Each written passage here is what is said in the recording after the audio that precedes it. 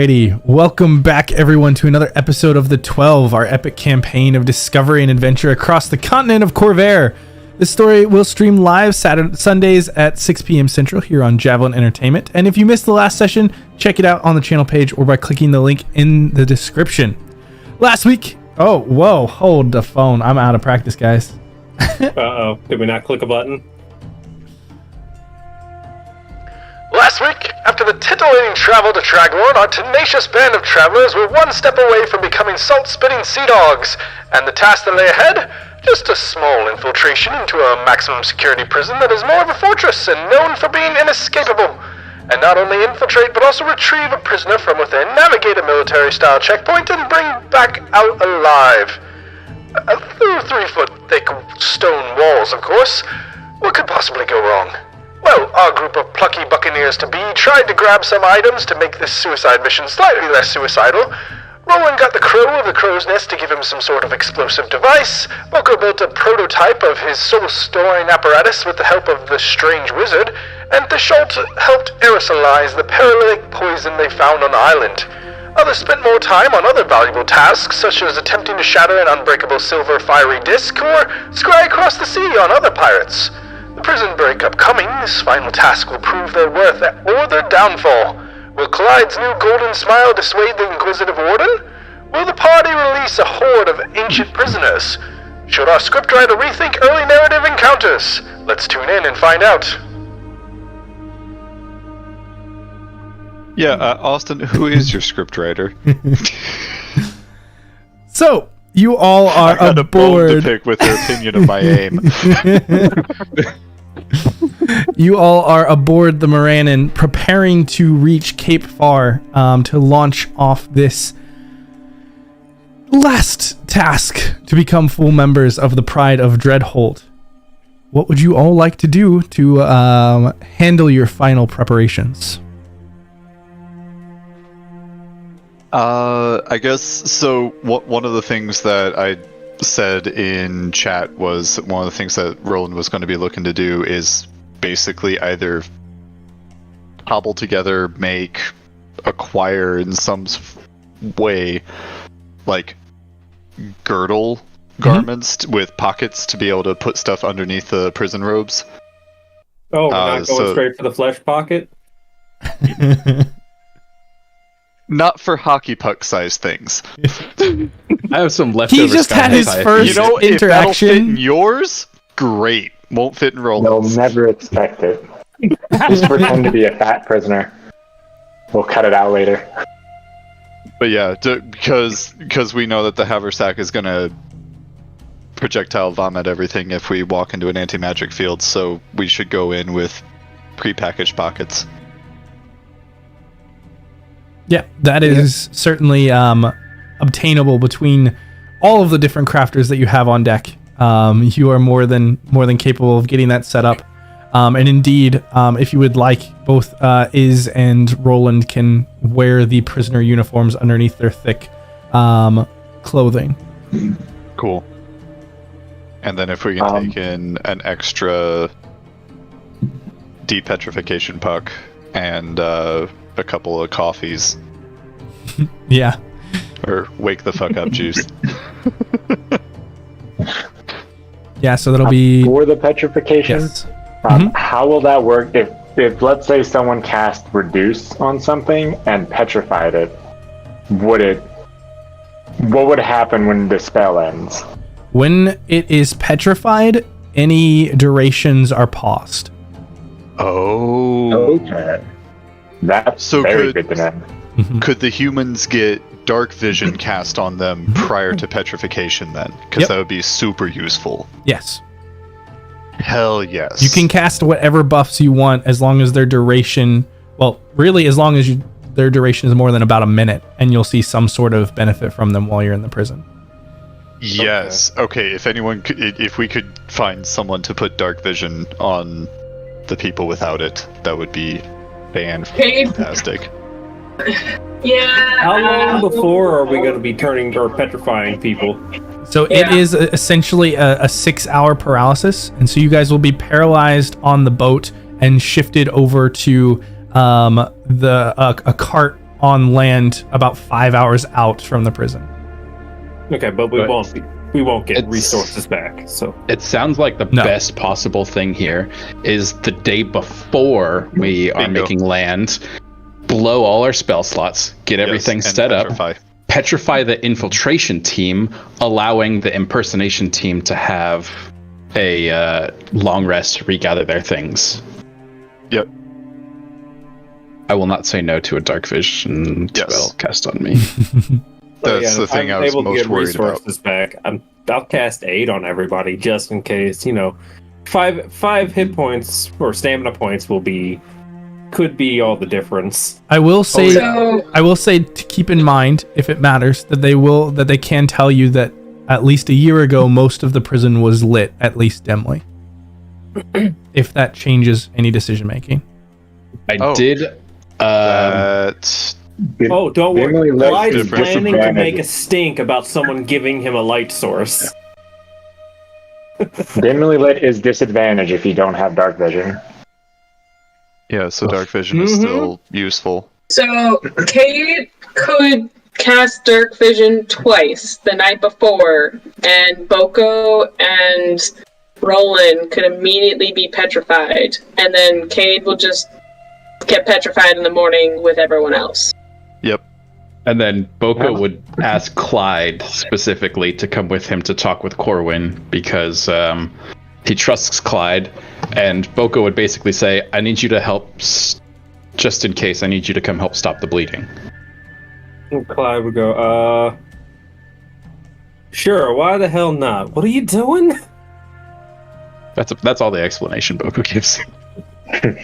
What is that freaky shit you and Jasira were doing? What the fuck? And Clyde's just gonna follow you mumbling. But yeah, he'll help you. He'll supply the healing word to make sure you don't kill yourself. Fantastic. Healing word, don't do that.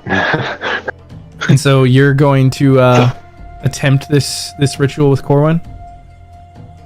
Absolutely. Corwin said he was definitely willing to bleed for the cause, so Boko's going to see how much. All right. And during this, I would give bardic inspiration to both parties because I don't know what the... Boko brought me for some reason. I don't know what, but I want to help. So Boko, as you kind of go down into the lower decks of the ship with Corwin and with Clyde, and begin the process of this ritual, kind of sitting down with Corwin and extending it out again, the shadows around you just darken everything more than a few feet. And Clyde, to you, it really doesn't look like much is happening. You can see them exchange a blade, a few words that are kind of mumbled under their breath, but nothing special seems to occur. However, to Boko, in that moment, as these shadows begin to rise, and you see as the specters begin to emerge out of those shadows, faces forming, bodies floating, these specters just absorbing all around in this calling moment. And you reach out to Corwin, who is for the first time since you've seen him, in the few moments that you've seen him, seems to be breaking that very solid, stony exterior. He always seems to be even and cool, and in this moment you can see his eyes gazing around, and he has this interest in this ritual that is occurring. Boko is going to, now that the spirits are around him, and this would probably catch Clyde's interest, from beneath the deer skull and the sort of earthen cloak, he's going to start unwrapping his good arm. All of the bandages are coming off, and this very sort of methodic, slow process as he's talking to Corwin, and he says, "You have said you are willing to bleed for this. Now the question remains, how much are you willing to bleed?" What exactly is going to happen here? We are going to call upon someone to guide us, to give us some sort of protection in this mission. You will be safe here upon the ship. It is I who will take this spirit with me into the prison. And if she is merciful, she will help. This isn't some kind of curse, is it? Not for you.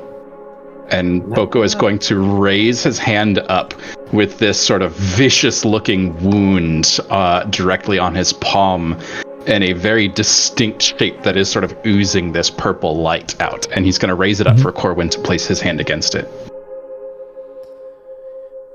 This is really going to help you all. I think so. He's weird, but he's well-meaning. And Clyde, you try and call out hearing their words as they're spoken, but they don't seem to register you. Well, it's one of the spooky.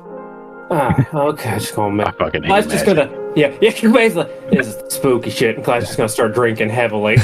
But Boko, as your persuasion check that you rolled before kicks in at this point, he does kind of eventually raise his hand up and merge with yours.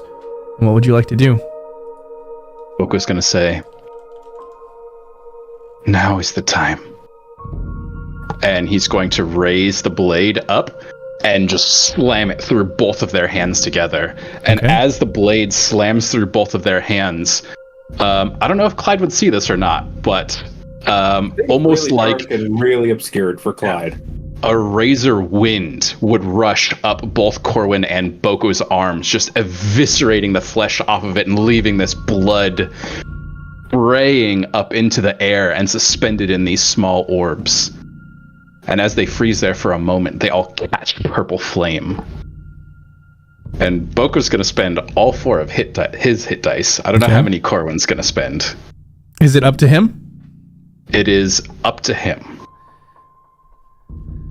Depending on how persuasive Boko and Clyde were.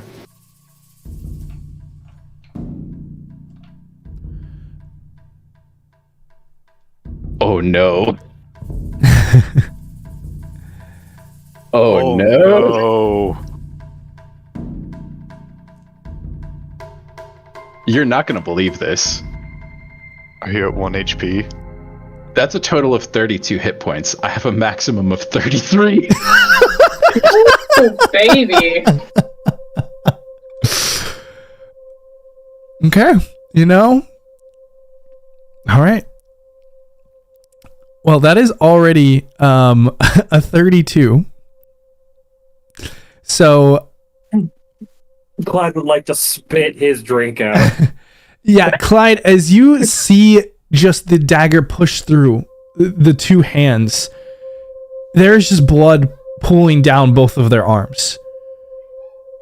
And you don't see anything else that is happening. The blood just drips down. But Boko, in this moment, as from both sides, the blood is pulled and turned into these orbs that float around. You see about an equivalent amount on both your edge as well as Corwin's, as they float and hover there. If you could go ahead and roll me a d20.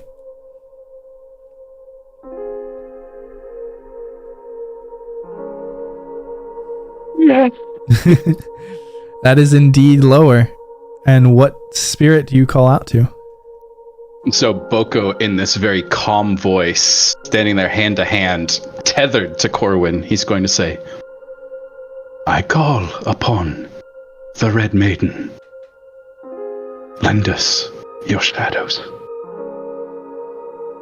The orbs of blood hovering around you suddenly begin to shudder and bubble and boil and surge together back above your hand before cascading down in a small waterfall and pooling beneath where your hands are cloaked as they begin to rise and bubble and course across the ground, forming this pool of bubbling liquid. You see as if something seems to be emerging from within. And then suddenly you feel a tap on your shoulder and you look up and you see a figure, a shadow, a specter to your side. This woman of dark black and red. You can see her face almost like a ghoul, this bright white with extended features down, a mouth that hangs open wide, wide eyes that drag down in darkness. It cascades down into a dark black dress that turns gray and then splits open into streaks of red as it hits the ground and merges with where that pool of blood is finally soft and still. The entity turns its face, and with an unmoving mouth, you hear the words, "You called."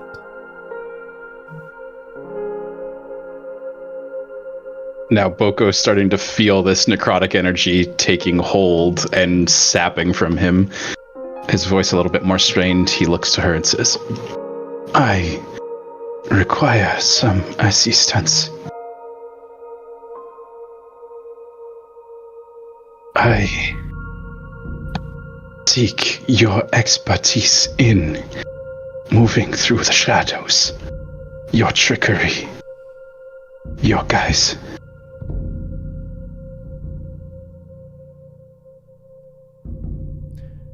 The head slowly looks from your head down to where your feet are twisted in, sitting upon the floor, and back up to you. And even through the mask, you can feel this eyeless entity gazing directly through you. And the voice again just emits in your mind, "Then you shall have it, my child." And with that, the blood from the ground washes over you, covering you entirely before cascading back into the darkness and pulling away, stretching at your skin, stretching over your body. As you are pulled out, the shadows disperse immediately, and you find yourself once again sitting in the floor of the lower decks. Boko's just gonna pull that dagger out, and that's probably the only thing that's keeping him upright. He just sort of collapses back onto the floor, just covered in wounds. Clyde will finish his drink and then move forward to heal Boko. Yeah, and Clyde, as you finish that up, you can see that Corwin's hand begins to knit itself back together on its own. Well, no, that didn't seem so bad. Not for me. And he looks over. Can you help him, or should I? Nah. That's what brought me here. I give you 8 HP. Enjoy. Clyde looks over at Boko and goes, "You idiot." Looking a little rough, but you know what? I've seen you worse. At least you're all attached. Boko is going to look up to Clyde and go, "She is with me. Now, once the bleeding has stopped, we must go to the basilisk." All right, buddy. You burned hit dice to do that, so you can't even heal off a short rest. Nope. And he's at 8 especially HP using for it at this low of a level. Yeah. Mm-hmm.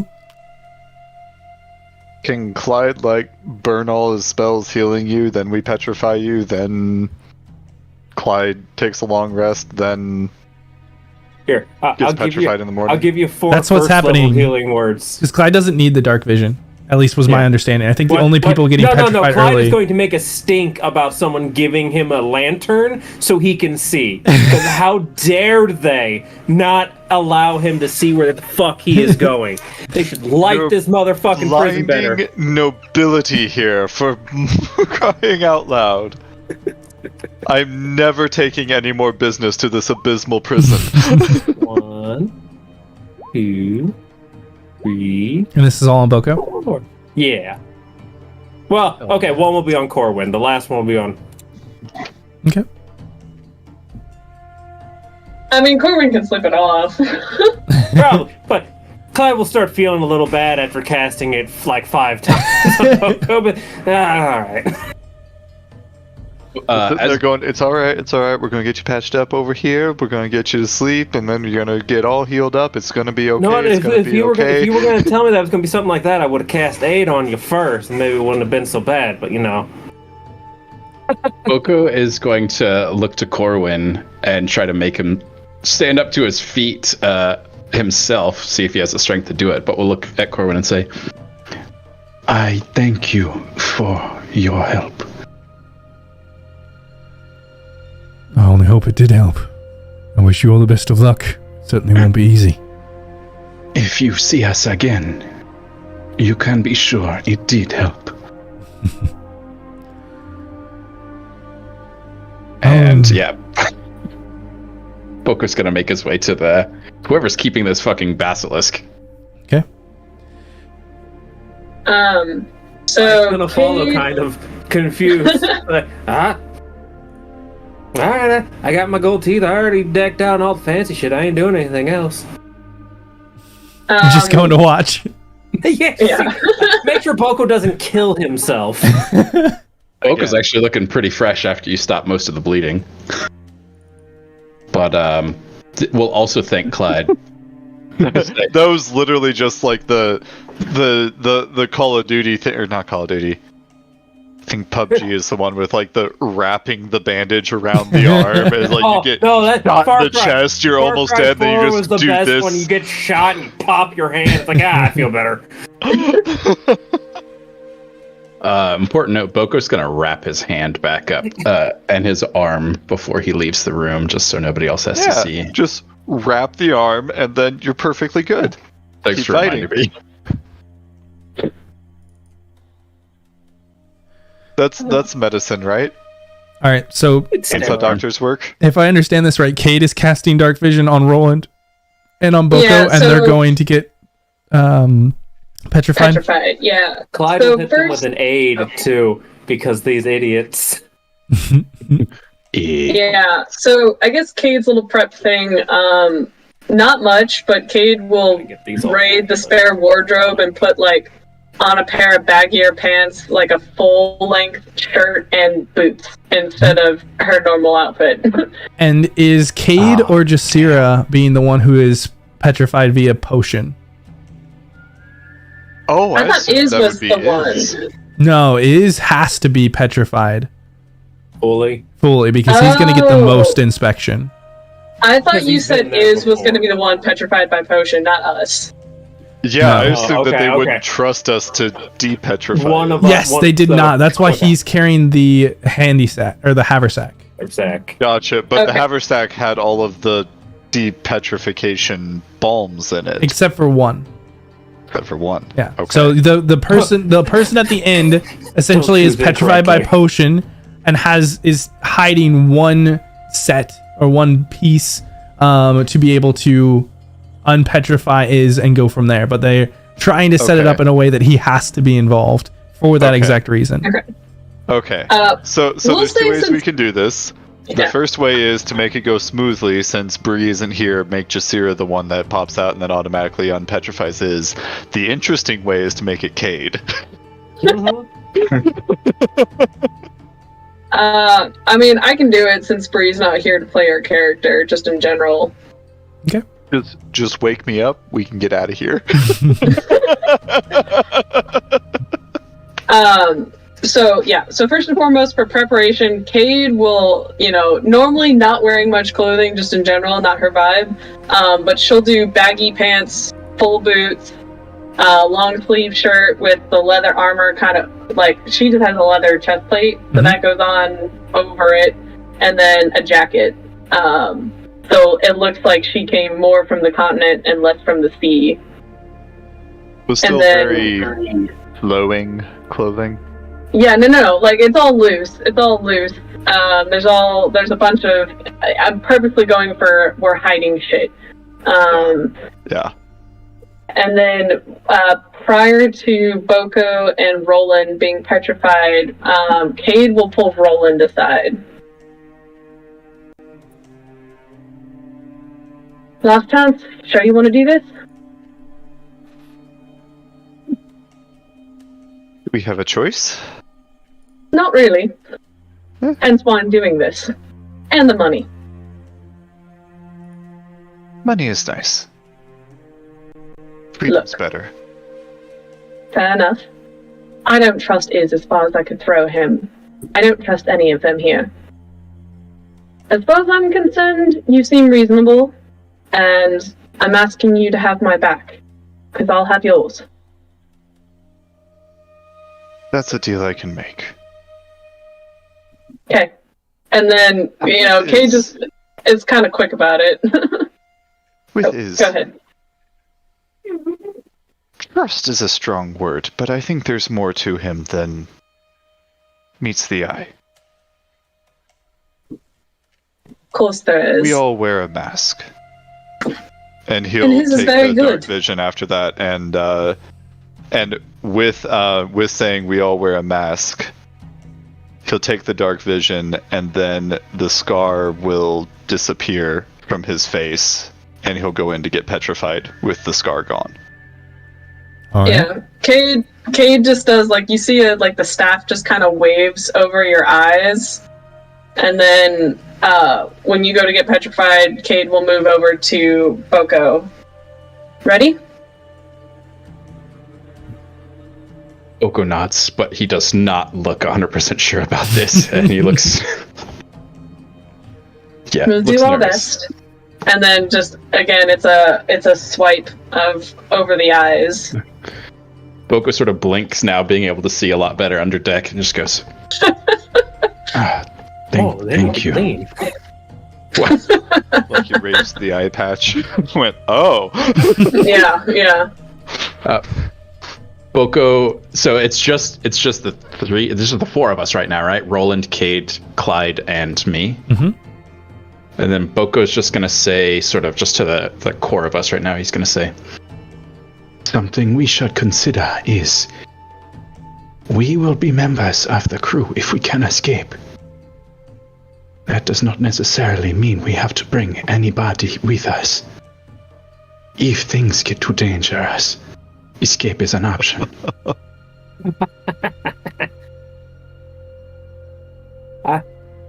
We will be members of the crew, yes. You'd make a I good would lawyer, Boko. I'm worried the captain just kill us. I would also That's like to point out that technically is a member of the crew and is still being sent in with us. This is true, however. Perhaps dying at the hands of the captain is better than for sure dying within the walls of the prison. I have some tricks up my sleeve for inside the prison. Boko nods We and all he watch goes, each other's back, okay? our trust will be put to the test. Boko just sort of lets that hang there. Well, then we must all hang together, because if not, we will assuredly hang separately. And he'll walk off. Clyde's going to give his last 2 bardic inspiration because duration is frozen.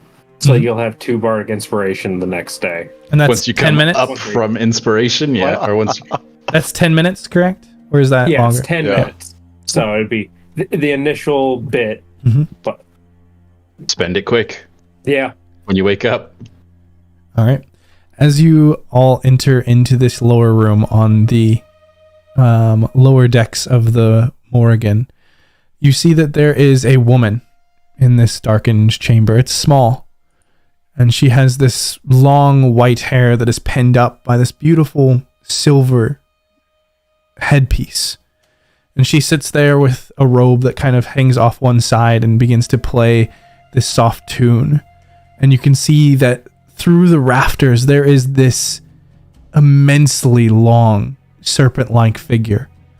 Bright white scales dotted with green patches as it just wraps around her and through the edge of the darkness of this chamber. And as she continues to play, you watch as her eyes open and you can see that the pupils are surrounded by purple, almost matching the color of her of the cloak and tunic that she wears. And you watch as the serpentine figure moves forward and sways. You can see its head now pulling off of the shoulder of this woman and moving forward. And you can see it wears this silver, almost carapace on its head. And you, Roland, watch as the serpent moves ever closer to you. And as its eyes begin to roll from behind its skull back forward, you catch eyes with the same purple irises on this creature. and you suddenly feel yourself start to be affected. Are you resisting? Just long enough to get, like, hands to a place where it'll cover any bulges from things that he's hiding. All right. You position yourself as you feel it taking effect. You can feel your muscles start to get tense and lock in place. And eventually... And he'll also try and, like, contort his face up a little bit so that it's less recognizable in stone form. He does not want his face in a registry of the Dreadhold going, "Look for this guy anytime you're out there, arbiters." And you get a good portion of the way of kind of contorting your face before Boko. You see as Roland's figure is turned into stone, and just as you're registering this, you feel the effect beginning to take over you as well, as this serpent is just from proximity causing this effect, and you feel your own muscles locking up and get into the position as best you can. Are you trying to resist the effect at all?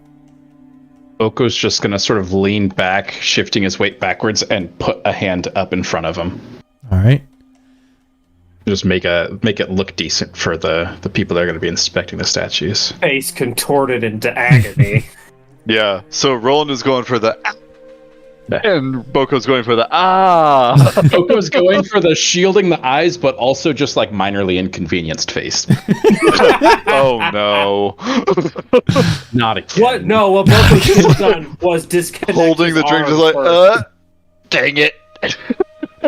So as they are petrified within this chamber, and over the course of the final day, the last preparations are made, and Jasira and Iz go down to get petrified as well. And Cade, you are kind of left on the deck as you can see land now approaching as you near the edge of Cape Far. DM, I would use aid on Jasira and Iz as well. Okay, noted. So four aids, 2 dark visions, and 2 bardic inspirations. Yes. Got it. So yeah, navigating across Far Strait to Cape Far, where you make landfall with continental Lazar. Cade, you are kind of looked on as Corwin comes over to you. His hand's still slightly wrapped in a bandage, and comes up to you and kind of wiggles a potion. Are you ready? I don't suppose it really matters, does it? Depends on how you look at it. Kate just kind of does like a final adjustment of like daggers hidden, balm to unpetrify is hidden, and then readjust the her star crystal so that it is completely underneath clothing.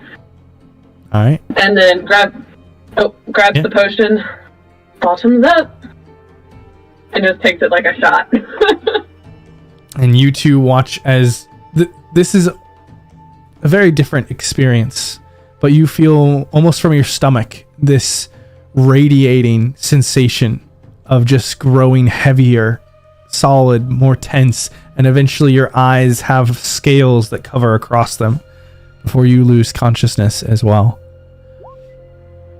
For Clyde, Theschault, and Sindri, you watch as the pirates quickly maneuver these petrified individuals into a longboat, and some of the larger pirates begin to row it ashore. A second one is gathered as Corwin steps in with the 3 of you, and you also begin to follow after it. Breaching the shore, the 2 ships set up, and already waiting not too far away is a small cart.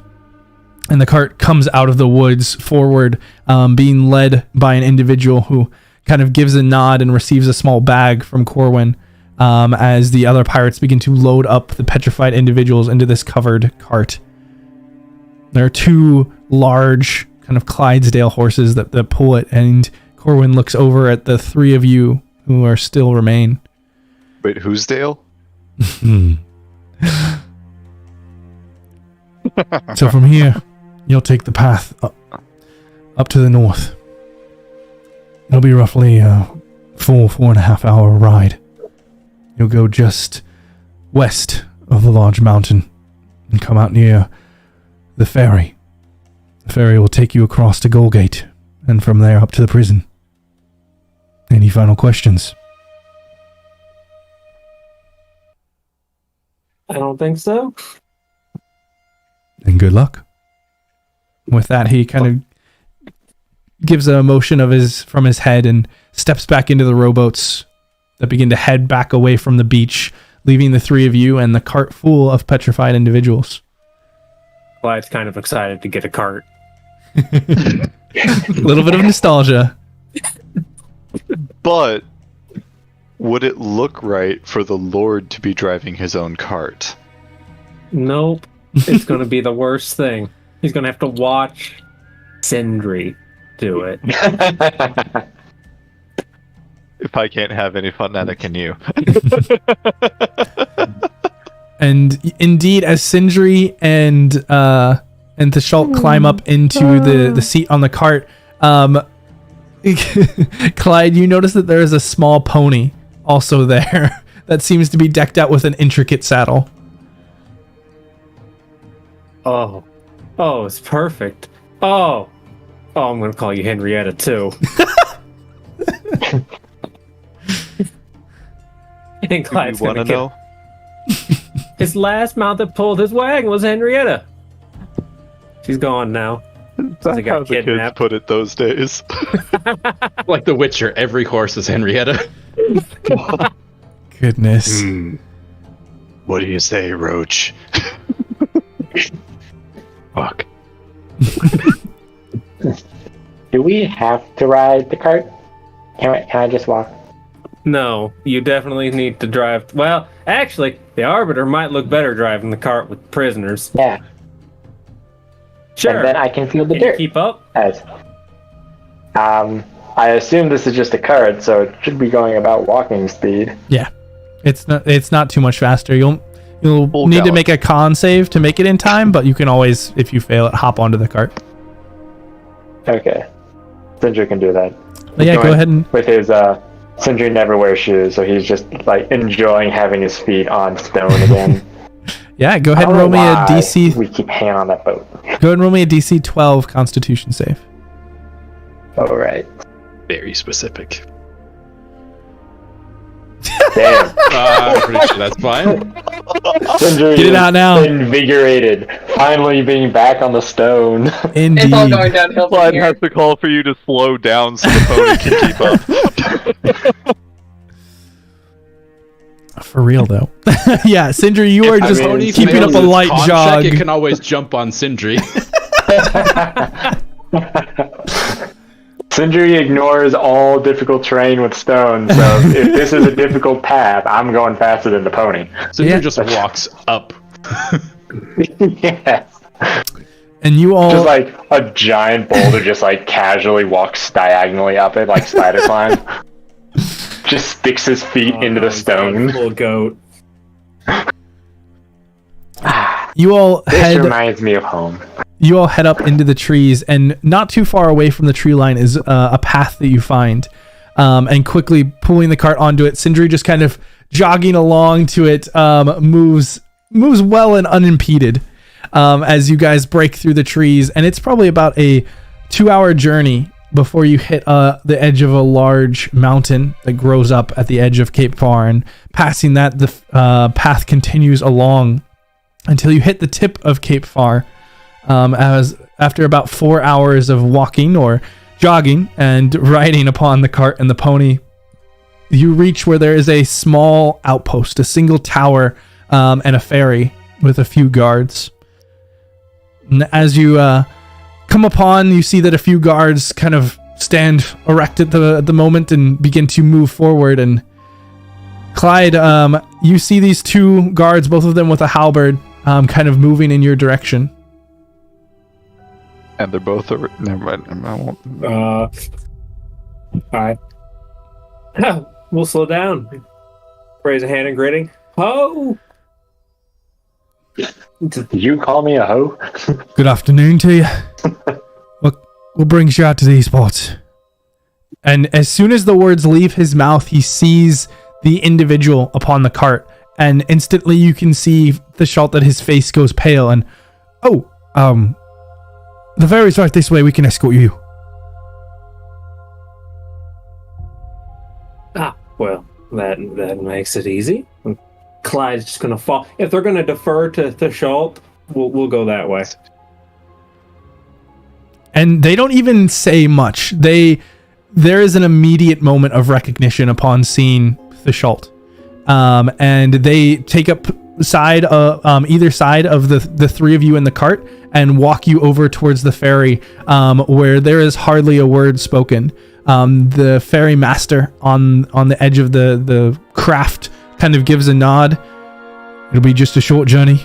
You all can get comfortable. And they drop down the edge of this large wooden ferry and begin to kind of slowly escort the horses up the ramp onto the ferry. And it looks like it's probably big enough for about 2 or 3 of these carts to fit, as well as seating around the edges and a high enough edge to keep you all secure. Are you dismounting for the journey, or are you staying upon the pony? He's gonna stay upon the pony so he's taller. Absolutely. He's going to be looking down upon everyone with a slight sneer he's been working on all week. Well, let's see, if he's 3 feet tall and the pony is like 2.5 feet tall.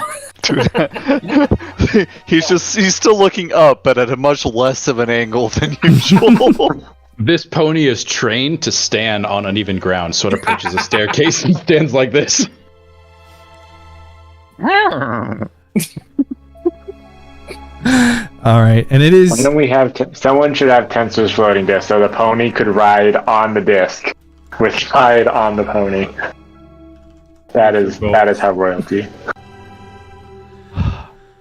Our characters are getting a little too into character. It's about a 30-minute journey that is quiet from all those on board. Just the ferry master and one of the guards who stayed upon the ferry. And it is quiet across the shores. And already Sindri and Theschault and Clyde, as you look into the distance, you can see that there is an island a short ways away. And you can see that as you get closer, there is some sort of dock set up and a few ramshackle buildings, maybe a dozen at most. But in the distance is a massive shape of shadow. It looks like there is just a lack of light and these edges of what almost would look to be like a mist, but it's just this darkness that just envelops everything around it and blends into the evening sky around. And hovering above, you see a single tower piercing through the darkness.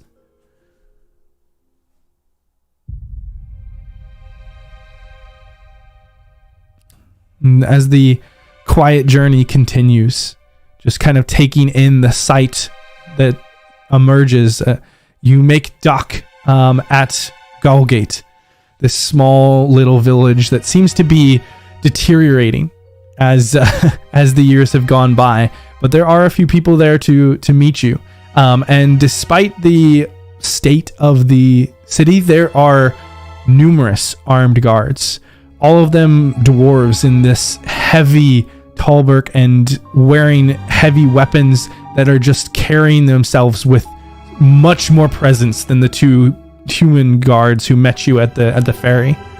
And quickly, one of the guards gives a few words to a handful, about 6 guards who are on the dock. One of them has kind of standing forward and has this kind of copper sheen to their armor, whereas the others are in steel and red.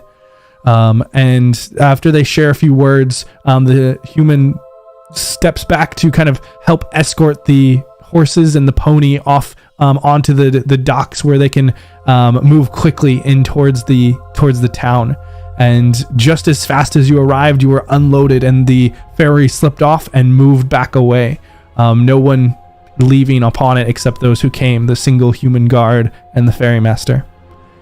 And Clyde, you are left beside this cart as this group of about 6 guards is now standing around you. Most of them have taken up perimeter positions, almost flanking the cart, And the one in the copper armor comes up to you. What's your name? My name's Lord Clidius Maximus. Don't you forget it. What's your business here, Lord Maximus?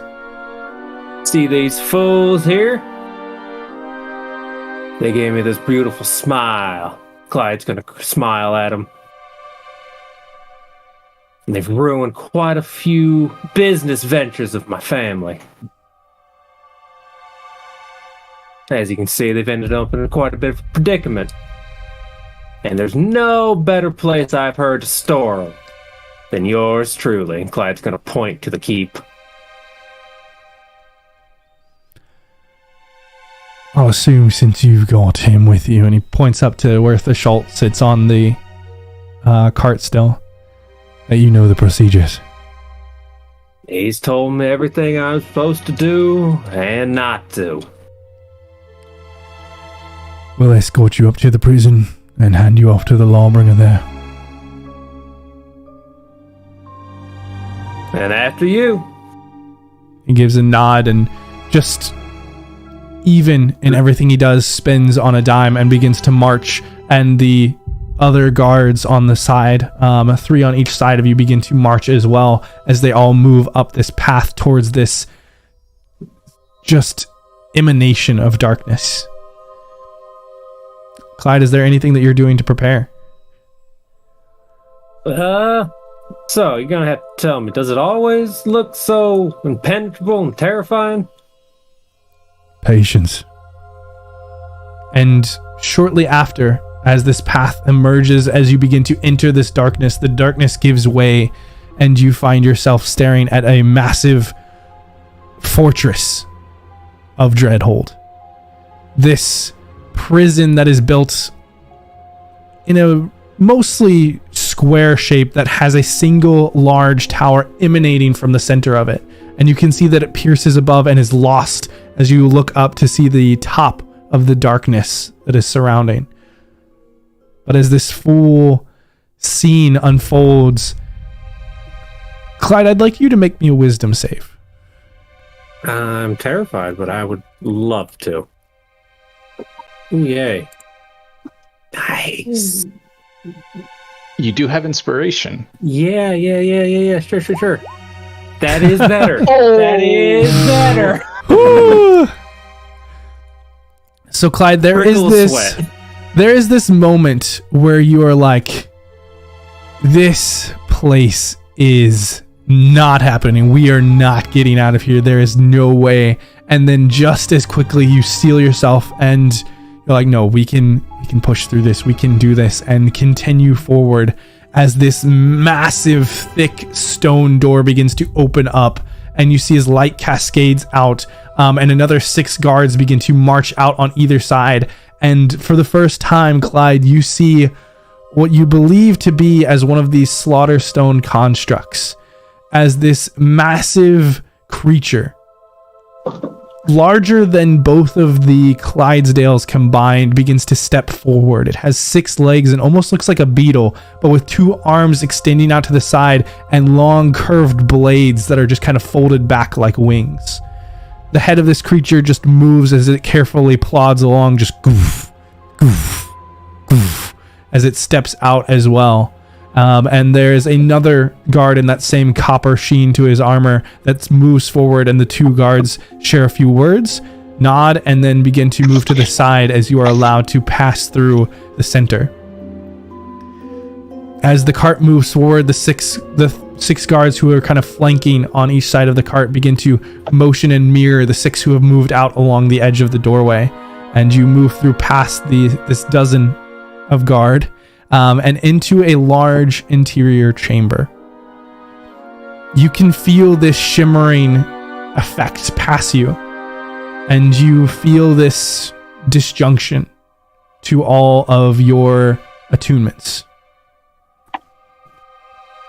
And in this moment, any magical effects that any of the 3 of you have seem to be paused. You step forward. Oh, yeah, go ahead. Sindri doing this. I guess it would be to Clyde. I would talk to Theschault because he's kind of more inconspicuous, but Theschault is not here, which makes that more difficult. Are we sure we want to make these guys our enemies? What? And not just... I'll talk to you later. And Clyde is going to slap Sindri. We are surrounded by all these guards. God damn it, Sindri. It probably hurts Clyde more than it hurts Sindri. Absolutely. It's all for the vision. Yeah, as Clyde, you just move riding up and just whack right across Sindri. Sindri, do you have any response to this? Sindri just looked more shocked than anything that he slapped a full metal helmet. Oh yeah, no, it was loud, but it hurt. And Sindri doesn't feel it because he again is wearing a full metal helmet. You shut up. Yeah. He just kind of looks at you and just keeps walking. As you all pass in past this massive door, you enter into the first of these chambers, and passing through again, feel that disjunction between all of your magical items. And continuing in, there are another group of guards within this chamber. You see about 7 of the guards in the red and steel. You see another handful in the copper gilded armor, and 2 begin to move up, and kind of in these purple, graying robes with hoods kind of step forward and hold their hands out, and kind of breathe out in these thick dwarven accents. Don't resist. And they begin to move this magic across you as they pull down. You see this emanating field. The first one around you, Clyde, and the second one around Sindri. And then one of the 2 moves over towards where Theschault is on the top and does the same. Are any of you resisting? How much cancer does this give us? Are any of you resisting the effect? But it just takes a perfectly nude picture of your body. Ooh, I'm gonna need to do that. Are any 3 of you attempting to resist this effect? No. Clyde would like to glare at the guard doing it to him. Or not glare, a mocking sneer. Mocking sneer. I'll just give a nod.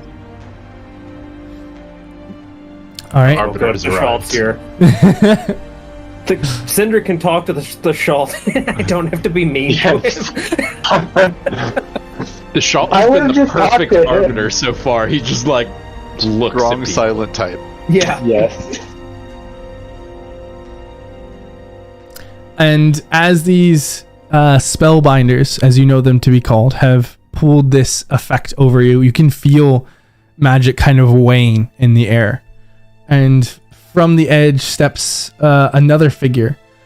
This one holds or has a mace upon his side and is in thick metal plated armor. And with a thick beard coming from underneath his helm, he comes forward and approaches Clyde first. I assume you know the process. I know the gist. All right, I will ask these questions. Please answer truthfully. I like him. What is your name? Name is Claudius Maximus. For all intents and purposes, it's a new family. Maybe you haven't quite heard of it, but I was born Clyde.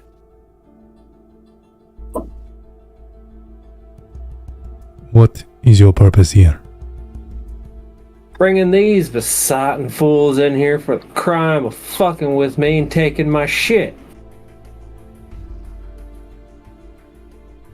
Mostly on reserves of taking specific caravans out of a great place, the Moorlands. And Clyde's going to, while he's saying this, he's going to try and remember the feeling of being robbed in the fucking Morin lands. Okay. Are you suffering from any diseases or curses? Nah, I got properly cleaned up. Are you capable of casting spells or other magical effects? Okay, I want to ask, have we had a long rest? Yes, you all Okay. have. Okay. Yes, I can. Nothing too extravagant, though. Simple tricks. Enough to get me by.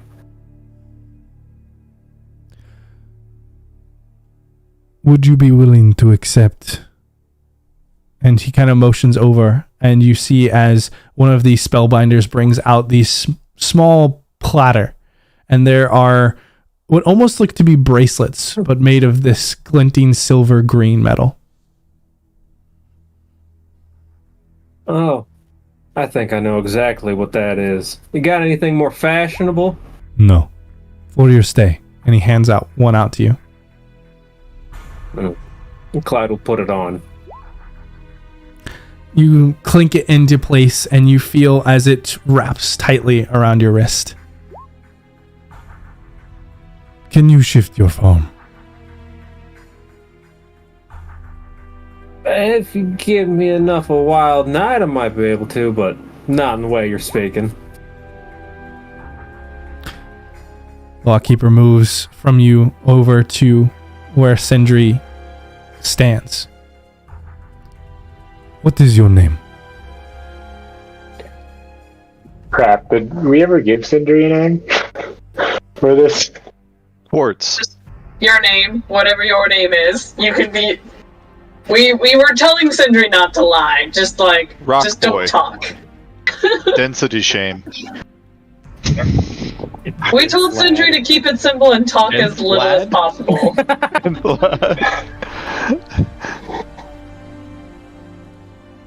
Hammer time. Sindri is going to, mentally panic, forgetting what's going on, and just stare at the guard blankly. I mean, I was mentally panicking while our DM was asking me. What is your Sindri is name? not as prepared for...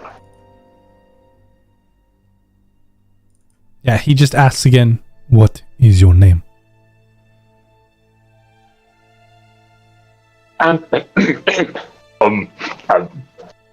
Quartz? Quartz? Just nods his head yes. What is You're your... gonna have to forgive him. He's not great at talking. He's here to protect me, not to talk. What is your purpose here, Quartz?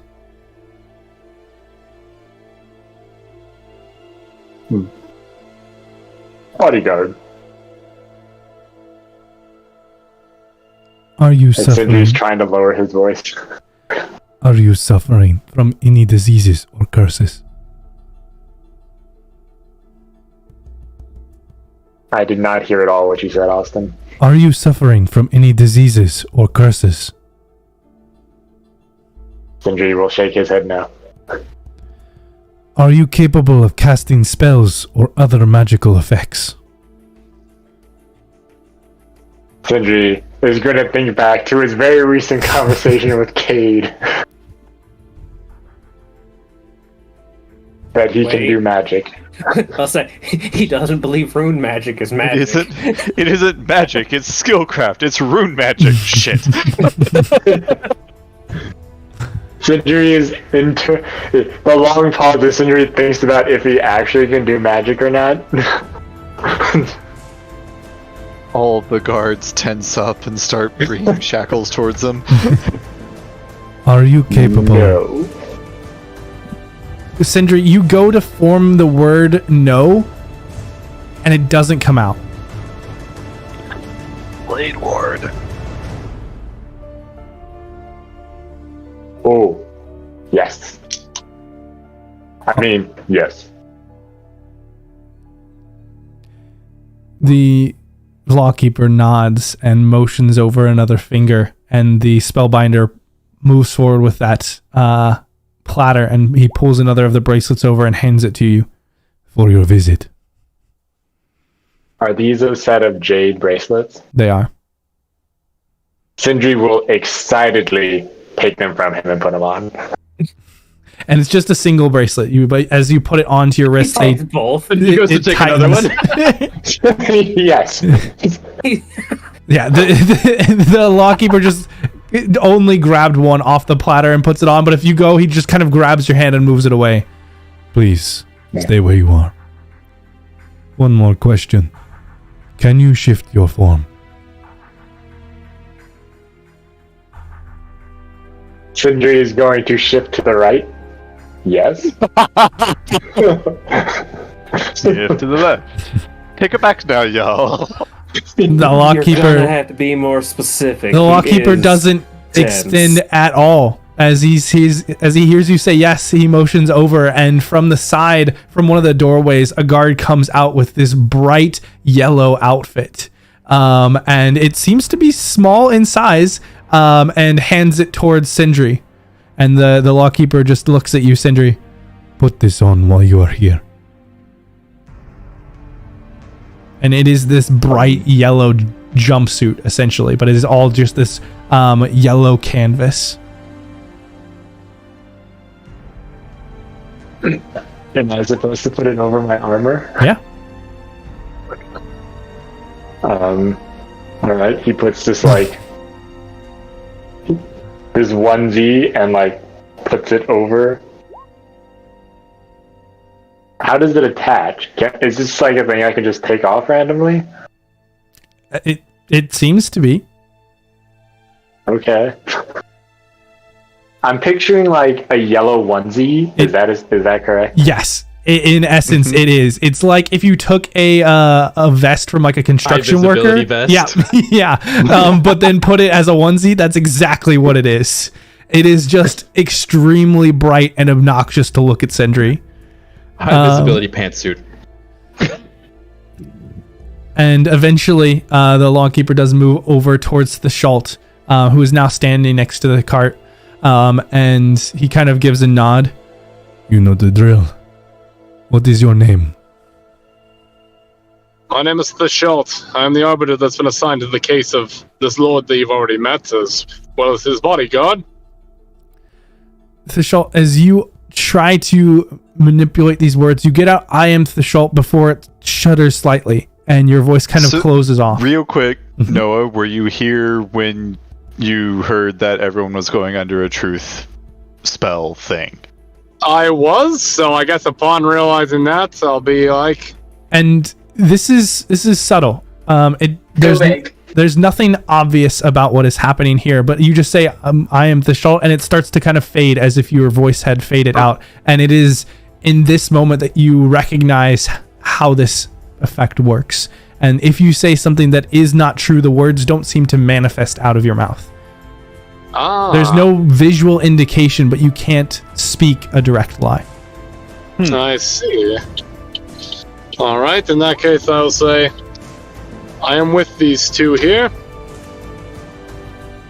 What is your purpose here?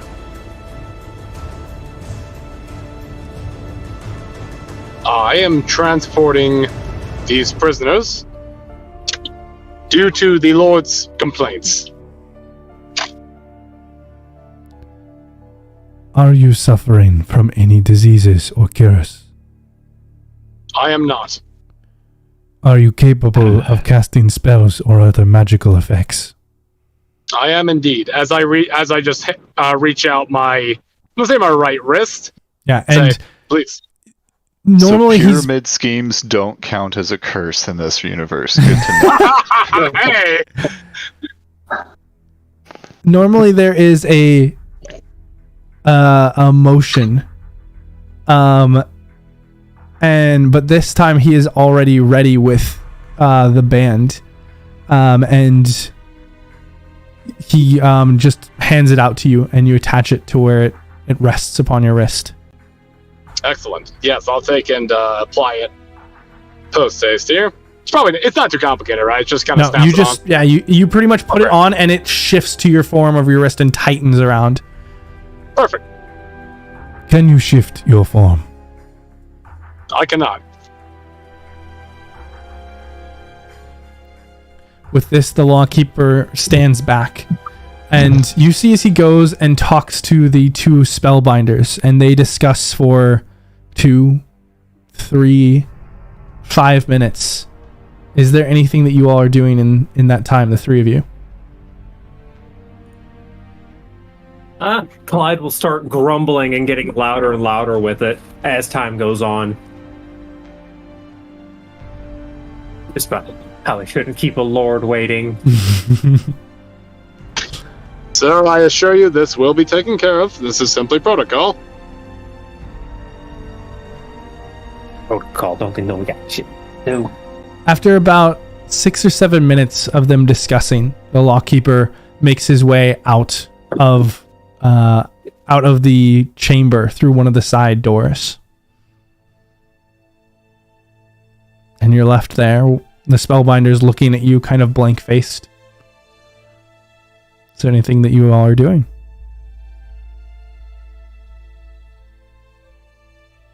I'm going to pointedly ignore them.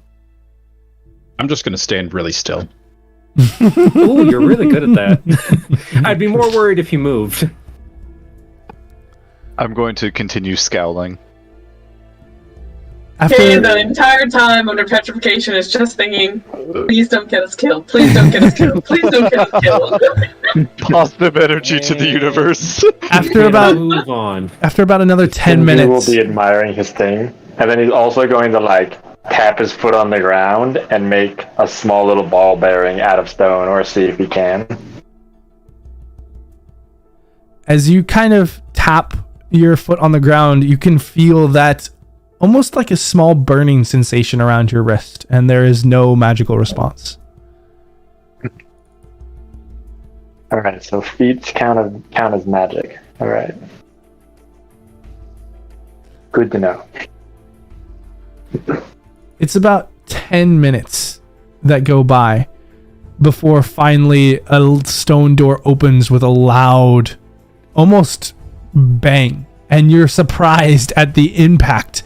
And stepping forward, flanked by 2 heavily armored guards, is another dwarf. This one taller and more imposing. He has this gilded copper-like armor, but across the chest is kind of a ribbed, beaded chest plate. And at the belt buckle, there is the face of some small creature. And across the one edge of one shoulder, he has a red cape. And in his hand, he has a smoking pipe as he steps forward. His head balding back to a white ponytail and the long white beard and white mustache that curls up on the edges as this dwarf steps forward. And just with a hefty voice calls out, "Now who do we have here?" "Another lord come to imprison some of his enemies, I assure." And you can see a wide smile spread across the dwarf's face. Please, do not bother with this." And he kind of waves off, and all of the guards just shift in one movement off to the side as he steps forward. "Now, I apologize for our unpleasantness. No more pleasantries allowed me to introduce myself. I am the warden of this prison, Warden Lundgren. And you are Mr. or Lord Maximus." And he extends a hand out towards Clyde. Clyde will wait 1 second and then shake his hand as if he's deliberating whether to do it or not. Are you beneath me? I'll be generous. "Please, come.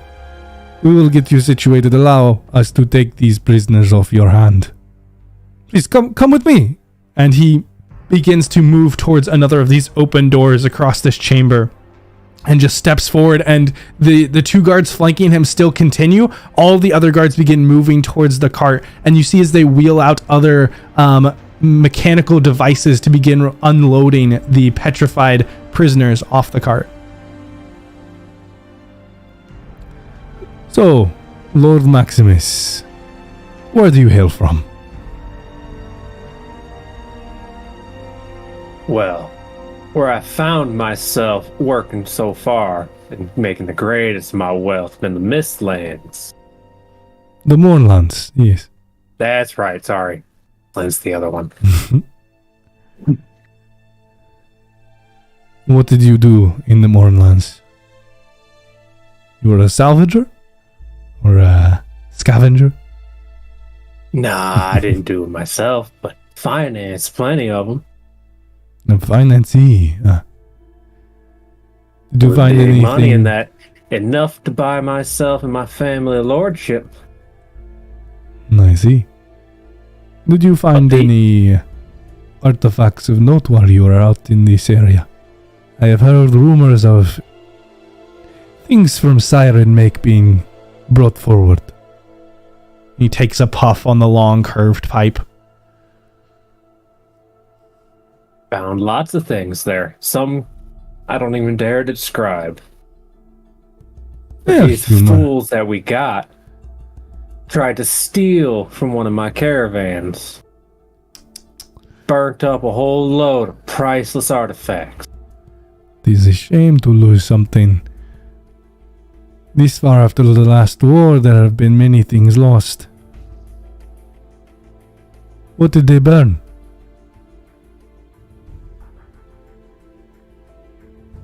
Well, from what the accounting was been able to tell me, burnt all sorts of legends. Most importantly, all sorts of priceless magical artifacts. Things from before. We get little use out of magic here, but I do enjoy a story. I don't get that much these days. You see the wild smile come across his features, and there is a hardness to this wrinkled brow of this aged dwarf. But as he steps forward, there's a pep and an energy in his step. And he quickly escorts you over to the edge of one of these small chambers, migrating through the maze-like area of the side of this prison. We will wait in here. The viewing orbs are just up ahead. And as he opens up another door, you see within are these large spheres that almost look to be like massive crystal balls hovering just above a few pedestals. It will take some time for the men to move all of them into the stone ward. Please feel free to lounge about, make yourself comfortable. And he points to a few chairs. Would you like a drink or some refreshments? Finest drink for myself. Quartz over there could have water. Yes, that is a good point. I have not even cordially introduced myself. Quartz, and the dwarf holds out a hand to you, Sindri. Sindri will reach out and excitedly shake his hand. It is good to meet you as well, and an arbiter. Always good to see one of the old guard back at the prison. I don't believe we have had the pleasure of meeting. And holds out a hand towards you, Theschault. I will promptly shake his hand. Theschault, a pleasure to meet you, Warden. Is it your first time at Dreadhold then? It is indeed. Well, it is good to meet another of your order. Again, would you like anything besides water for quartz? Any food, any drink? I believe water will be fine for now. I appreciate the offer. He gives kind of a snap, and one of the guards disappears out into the hall. It will be brought to your post haste. Please tell me, Arbiter Theschault, how did you come upon these men? How did you capture them? I love stories from out in the field. Also, for Noah's reference here, in case you hadn't seen in the side chat, we pantomimed the arrest. So you would have a well-defined story of exactly how the arrest happened. Indeed. So, I'll speak, the Lord you see before you had a bit of an altercation, as you had already heard, and I was assigned to ensure that these prisoners were arrested and brought to justice.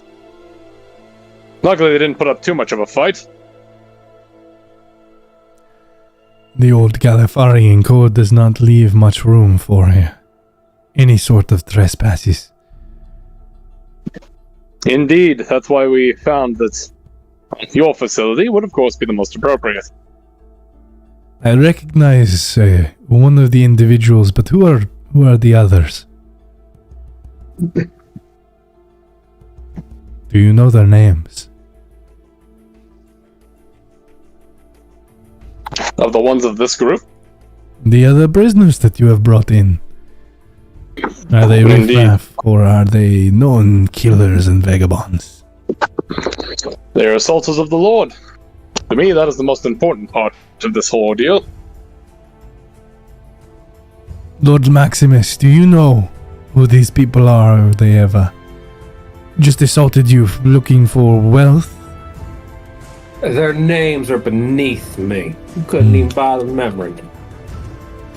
Filthy degenerates. Sentry's gonna check under, like, near his feet. Look under the bench. Yeah.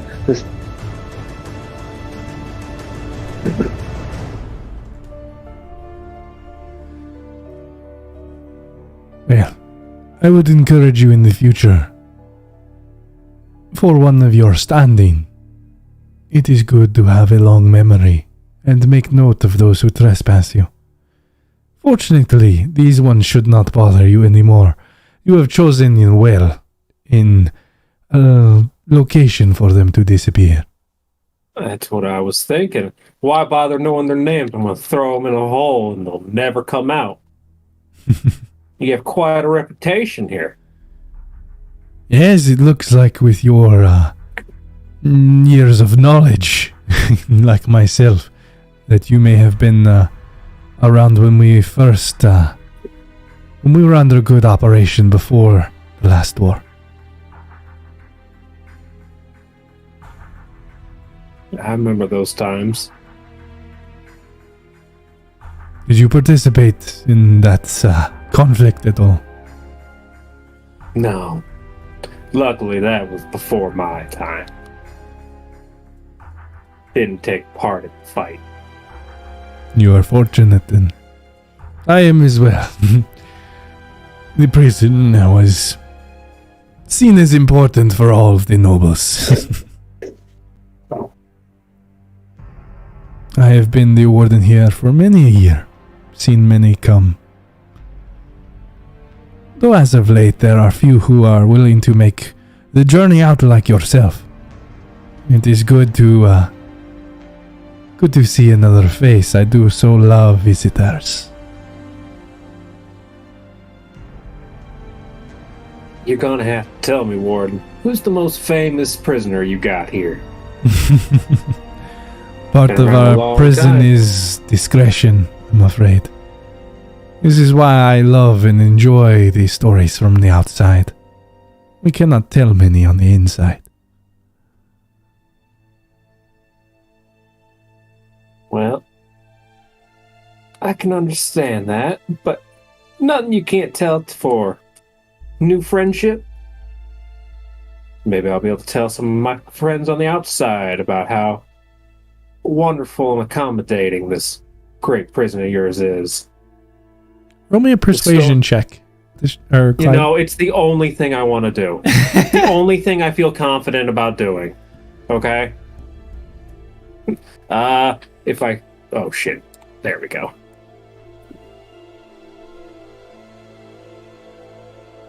Okay, 23. Well, let me enlighten you on an occurrence. One that you very likely heard about if you are old enough. And he smiles.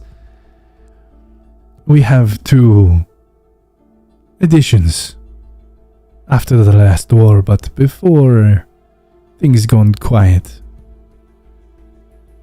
Apparently they had caused some trouble in Karlakton, and arbiters much like yourself, Mr. Theschault. They had brought in 2 leaders of a devil-worshipping cult. Did you hear about the devils that had broke loose in the metropolis 60 some odd years ago. I remember the stories of it. Lots of horrors. Luckily, I was on the other side of the country at the time.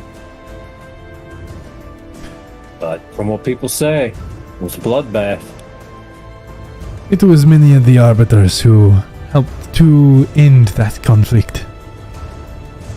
4 of them came to bring in the 2 who were responsible. Just simple humans, if you would believe it. Hardly any magical prowess to themselves outside of the gifts that their fiendish patrons bestrode. Humans do a lot for power in their short lives. What was the name of the cult? I'm not there. What was the name of the cult? Well, if you look, it seems that I mean, to know the name of the cult, I feel like it would be something, like you said, easily knowable. Go and roll me a history check. Sure, I can do that too. I swear. Whoa, The Emerald Claw. I swear if this is the Emerald Claw. So you do recognize hints of the story. You weren't in the metropolis when this happened, but it was international news, as it had been a full attack within one of the largest cities in all of Corvair. And you know that the 2 that were responsible, while the cult itself had no formal name, the 2 that were responsible were a married couple. One Victoria and Amalia Castellanter.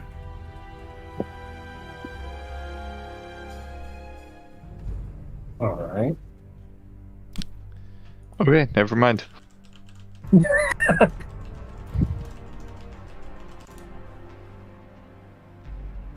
Spelled all those completely wrong.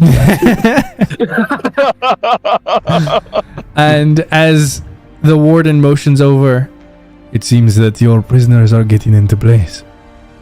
And you look over and see the orb upon the pedestals, or one of the pedestals begin to kind of alight. And you see some of the guards moving in to position, as well as Cade kind of motioning them into this small room. And then you see as they bring in Boko and kind of shift him into place, as you look on, and the warden looks and see they are very safe. Our stone ward are what we call sleepers. They don't cause us much trouble here. But just to be safe. And you see as the guard nearby goes and opens up the heavy door to the small room that they're in. All of our doors are heavily reinforced, so even if one of them should, by some manifestation, awaken, it is still a well-concluded prison. And Clyde, go ahead and make me a perception check. Sure. Not as good at that. Not as good as that. It's dark in here, damn it. Well, are you... We need a lantern! Are you satisfied? Can I inspect it? I don't know if that's how I usually do things, but Please. I gotta tell you, it's dim here. I want to make sure that if that's how they're gonna be. He motions a hand forward for you to step closer and inspect the image that is displayed across the sphere.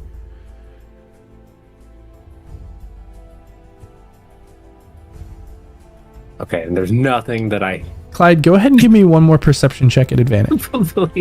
Well, you want me at advantage or this being the advantage for stepping forward? Another check at advantage. Okay, thank you. Yeah. Kind, generous DM. Ooh. Generous DM. Nothing. Yep.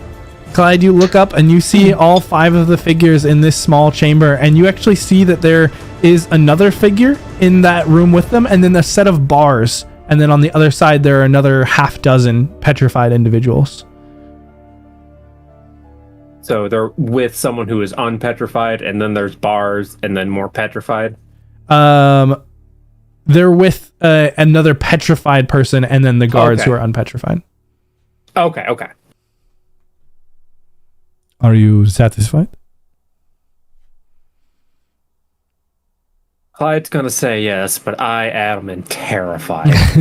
He moves over and puts a hand onto the orb. And you see as one of the spellbinders was going to step up as well, but he puts a hand on the orb and the image kind of fades away as it settles back down into its pedestal. He looks back at you all. Well, please. You all must say that you are staying the night with us, yes? The evening grows long. Oh gosh. How much time left do we feel until? You do know that part of the plan was knowing that the warden would offer you to stay because you want to get to the room so that you could meet up with the group later. Okay. Clyde checks his watch. Exactly 37 minutes and 42 seconds remaining before Depetrification. This isn't right. Okay, yeah. I turned it the wrong way for a little while, so it's a couple minutes off. Yeah, shit. No, Clyde will go with the warden. All right.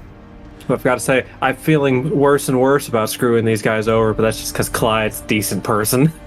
And if I could have Theschault and Clyde go ahead and roll me performance checks, and Sindri, if you could roll me a wisdom saving throw.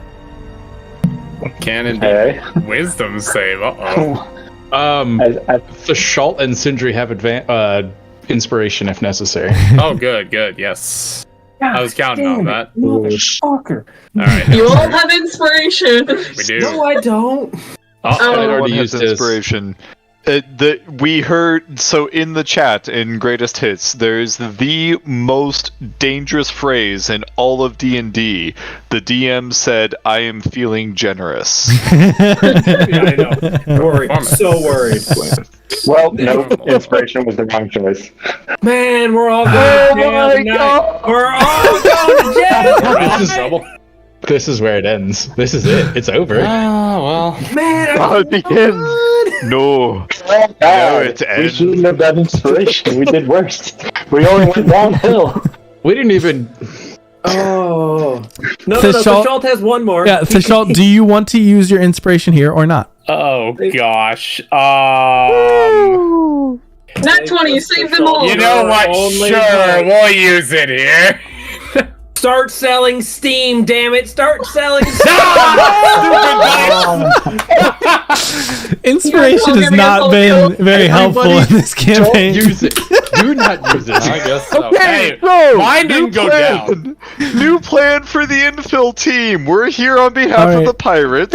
We don't unfreeze this. They're waiting in a ship outside, and we will hand their location over to you if we get to leave. So Clyde, Sindri, and Theschault, you continue to converse with the warden as he escorts you to a room. At that time, Cade, you slowly start to feel a tingle as a scale-like object falls off one of your eyes, and you can see around your feet a number of small, almost stone-like flecks are beginning to grow as the petrification is shedding off of you. And within a few moments, it has fallen off completely. Okay. There's a guard there watching and stabs you through the heart because the topside team blew it. You find yourself standing in a small room with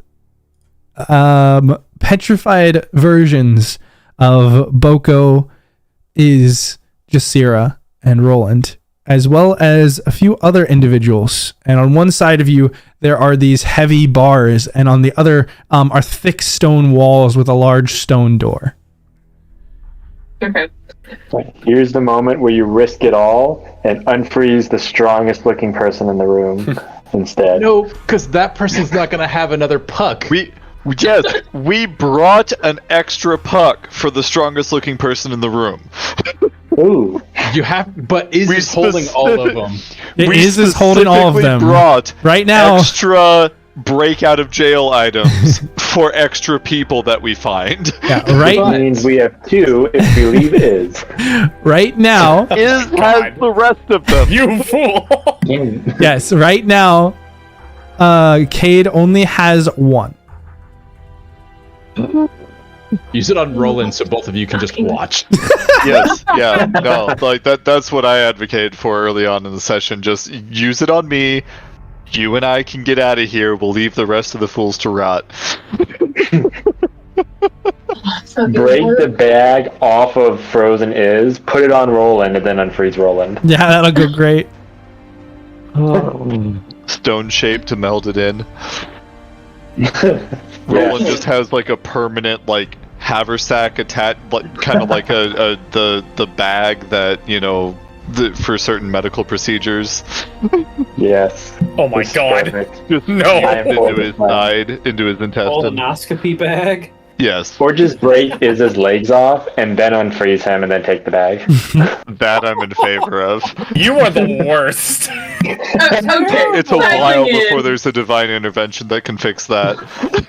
Man, if you Cade- stone shape is He like brushes cauterized off in? the stone flakes that might be left. He's like, well, I'm alive. Okay. Oh, God, now we have to rub something on is. Okay, we're okay. And Not I'll only take is, you have to rub something on rock hard is. Go on, lube him up. Cade kind of double checks, like, pendant, dagger, palm. Okay, we got everything. And then we'll move over and start de-petrifying is. All right, and Because we're going to do this as quick as possible. it takes about a minute to apply the balm across and then about 10 minutes for it to shift and evolve back into his skin before he can finally start to breathe and kind of move a little bit and just, for a moment there, I thought you might just break me in half and steal my stuff, but I'm glad you decided not to. Oh my gosh, what if we had only depetrified the bag? Oh, damn it. Oh, next time. Gosh. I am I don't sure. think it didn't cross my mind, but I want to get out of here, and right now you have a bit more knowledge about this than I do. And Cade does not waste a second, just starts doesn't even care that Aza still has the bag on his hip, just opens it up and starts pulling out bombs to depetrify Roland first, and then and just tosses one in and let's get moving, come on. I've got the door. You handle them. And as you begin spreading out the balm, is kind of reaches down and pulls out some tools from his pocket and begins to move, work on the door. And you can see a small mechanism there. Within, you get through applying the balm to Roland, and get about halfway through Jasira before he finally kind of stands up and puts the tools away. All right, it should be unlocked. We need to be careful though. I imagine one of those slaughter stone things are out there. And while Cade was working before anyone else had woken up, she would just say, "Look, I just want you to be perfectly aware. If you fuck me over on this, I assure you, people will come looking for you and murder you. Do you understand?" I'm not trying to do anything unsaltly. Listen, we'll put on the bomb. We'll have your portion done and dusted before they even get started moving. Alright? Nice and easy. Alright, well. But yeah, Cade's working the entire time. Just wants to make it very clear to Iz that he better not fuck this up. And Iz grabs the balm and begins to put it over Boko as well. And as it's finished, he kind of, still waiting for Roland, Jasira, and Boko to unpetrify, he kind of moves towards the door and begins to slide it slightly open. And you can, there's this kind of, as it's moved, and it seems to have a bit of difficulty. There doesn't seem to be much of a lever or mechanism to move it from this side. But Iz has kind of got his hands in between the door and is just kind of pulling it and grinding it over to the side. And it does kind of open up just enough, and he sticks his head through, and you can now hear heavy footprints that are receding away. Just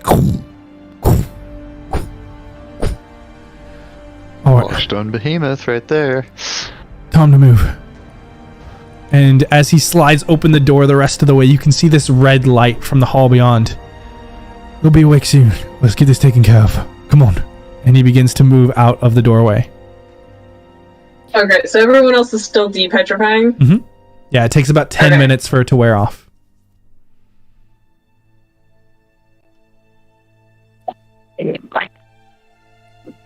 And as he leads you down towards the edge of this short hallway, you pass by several doors, but there's a door at the end, and you can just catch a bit of yellow light coming from the small crack at the bottom of the door.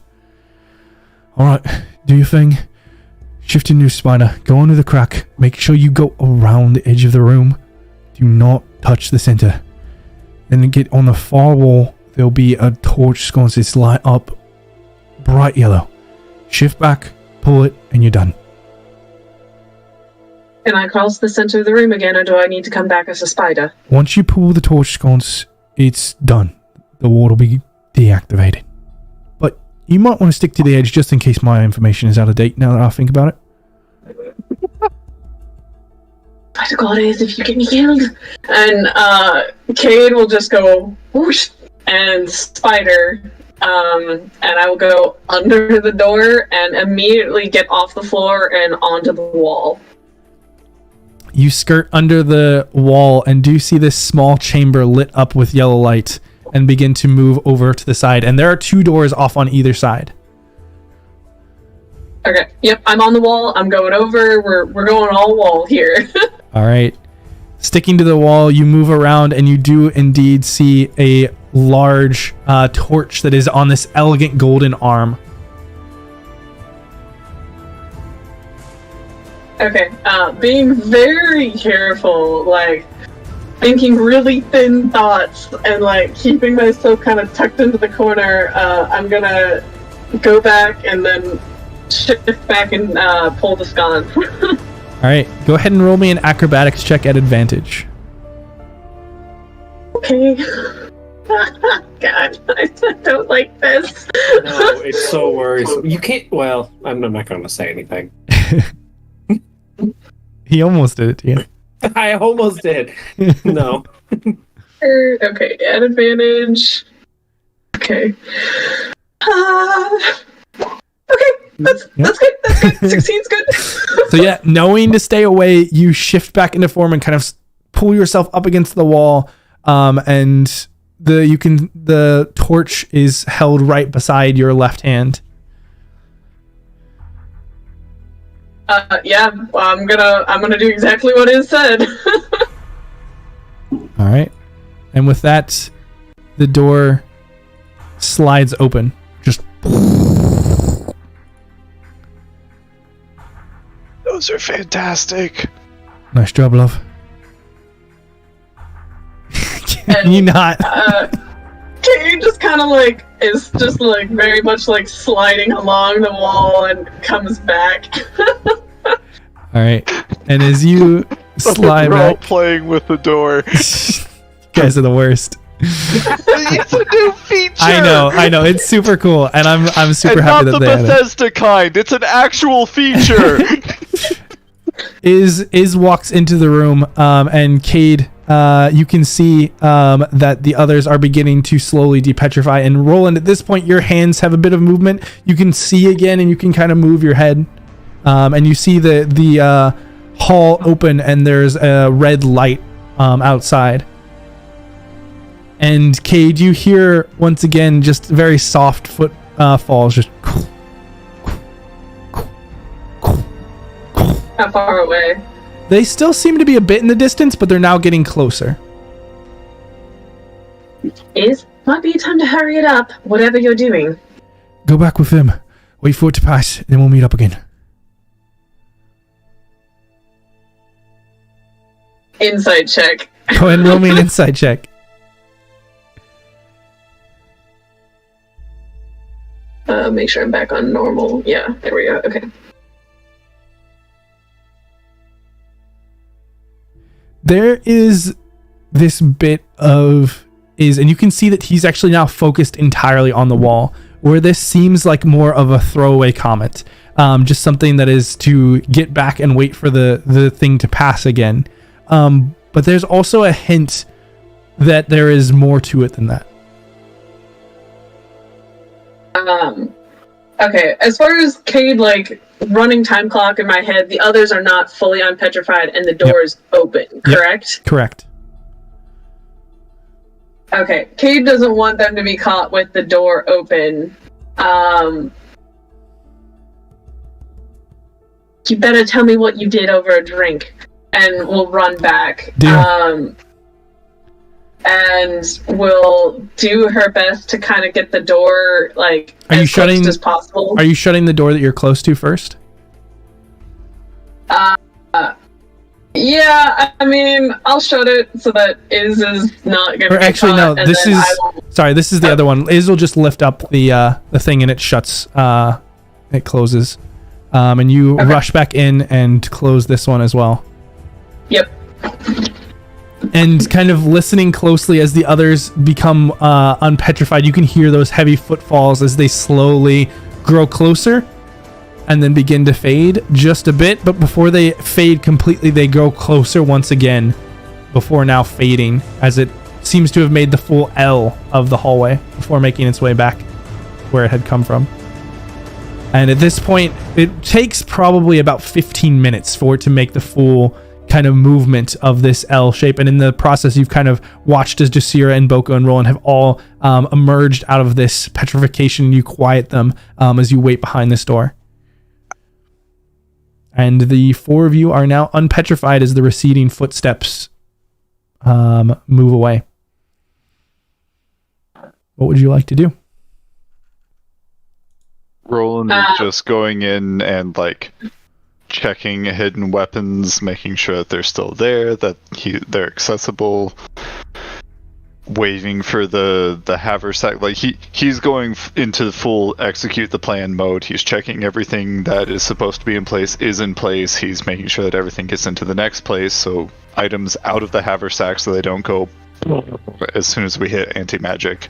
Everything is on you, is where it should be. And Cade has the haversack. Most of the things are being distributed out so they can be stowed upon the person. But what you don't see is in the room. Cade has the haversack, though. Cade has the haversack. Okay, fuck is. If he gets us out of here alive, maybe I will. I have the items. Like that's it. If Iz wants to depart from the plan and he hasn't taken anything that I need to execute my plan, up to him. Yeah. His funeral. Sorry, I just thought the greatest hits think really thin thoughts. Did Iz indicate in any way, shape, or form how long he was going to take? Nope. Are all the items that I expected to be in the haversack, or did Iz grab one of the extra out of jail cards? No, he didn't grab anything. Everything's in there as you kind of go through it and equip it. Then he brought his own shit, because there's someone in here he wants out.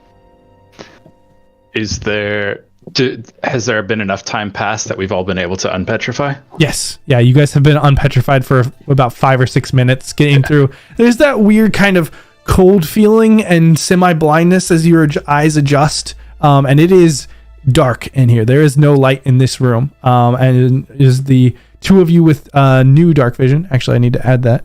Thank you. I was about to ask. Yeah, as the new dark vision does kind of adjust to where you are.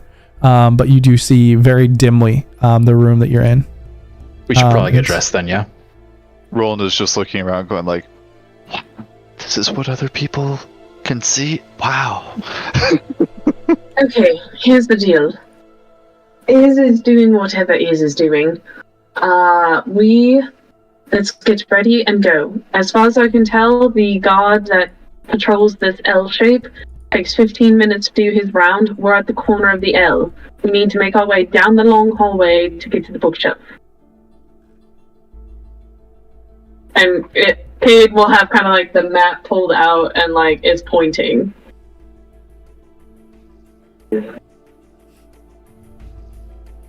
Logistical question, DM. Mm-hmm. Does Boko feel alone, or does he feel like somebody's with him? You feel that presence. I'm putting my trust in a lot of people today. Okay. Quick scan around the room. What other figures are in here? Anyone Roland recognizes? Give me a history check. Okay.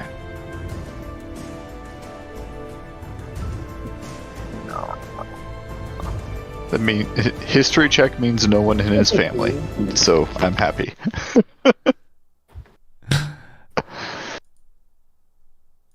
I'm even happier with the 25 on the history check. I will say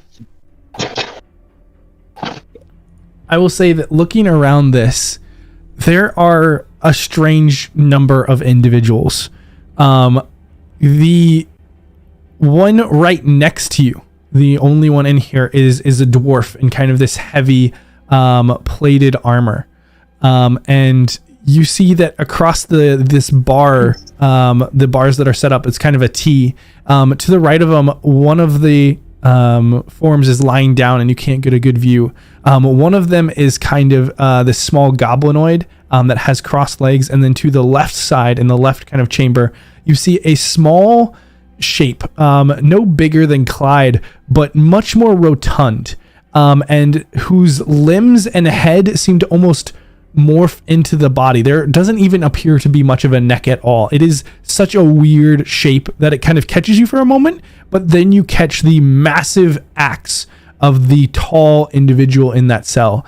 And the individual it's themselves doesn't ring a bell, but the axe, the massive size of it, and it is huge. It is a single bladed axe that is probably a foot or two wide. It is the largest thing you have ever seen, and instantly this story of something from your culture rings a bell. This older pirate, this older spur, who was known as the ship cleaver and carried a massive axe that he would use to punch holes in the side of vessels. And you see a figure that has a similar scar to the one that the stories talk about, but the axe alone tells you that this has to be that person. And you know that they were an extremely famous, very deadly and effective pirate who ransacked hundreds of villages long before your time. Hundreds of years ago.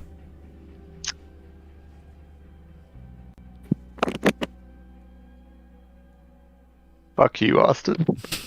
You asked! I know I did. And I asked to bring in an extra puck specifically for this. I was hoping it wouldn't be me. Roland's gonna dig for the extra depetrify puck. Yep, is there? Okay. Plan change time, because let's be honest, the plan that they sent us in here with is shit. Agreed? The plan they sent us in here with gets us killed.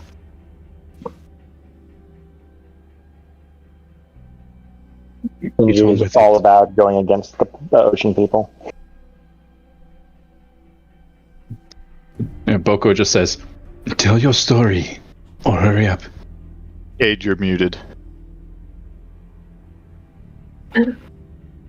What are you thinking? I don't think right now is the time to raise a fuss. Does anyone see anyone in here that they want to take out with them? Do I recognize any of the people in here? You can make a history check as well. Preferably people who would be able to sneak past the giant thing that is going to kill all of us. I'll recap that there is a dwarf in heavy armor, a goblinoid with crossed legs kind of sitting, a figure that is laying down, the tall, massive individual with a massive axe, and a small creature that seems to be very rotund. And Cade, looking across these, you recognize that it's a human, a goblin, a dwarf, and who knows what the other creature is, but you don't recognize any individuals.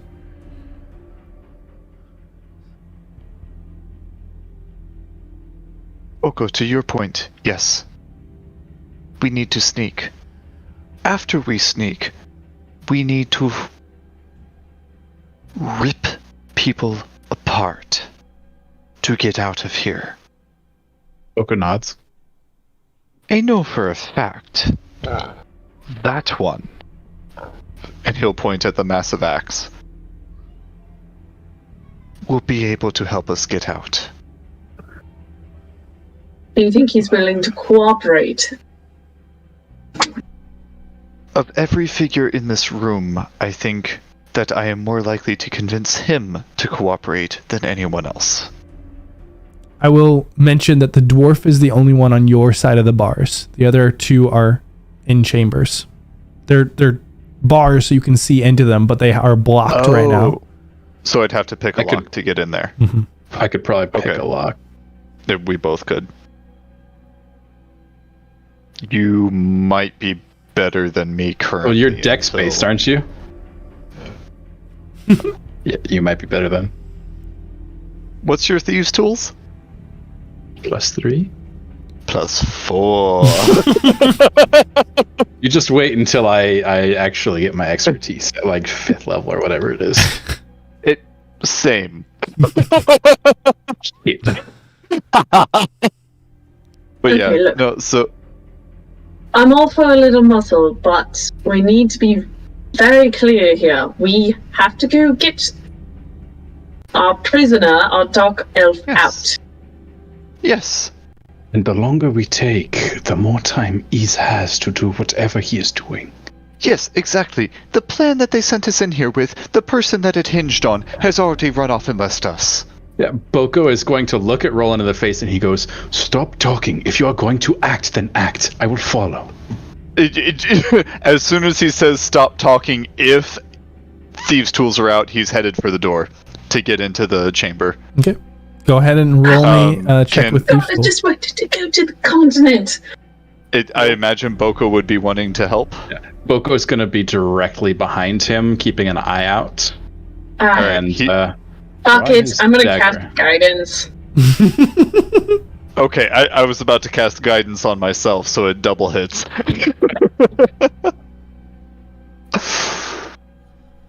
Alright, so advantage with guidance on thieves' tools? Yeah. Yeah, it's advantage with guidance on thieves' tools using dexterity. Does Thank you for the advantage. keep your ears out, okay? She nods. And with that, it takes a moment. Actually, it takes probably about 2 minutes to work at this lock as they are intricate. But you are just barely able to clear the DC to unlock it.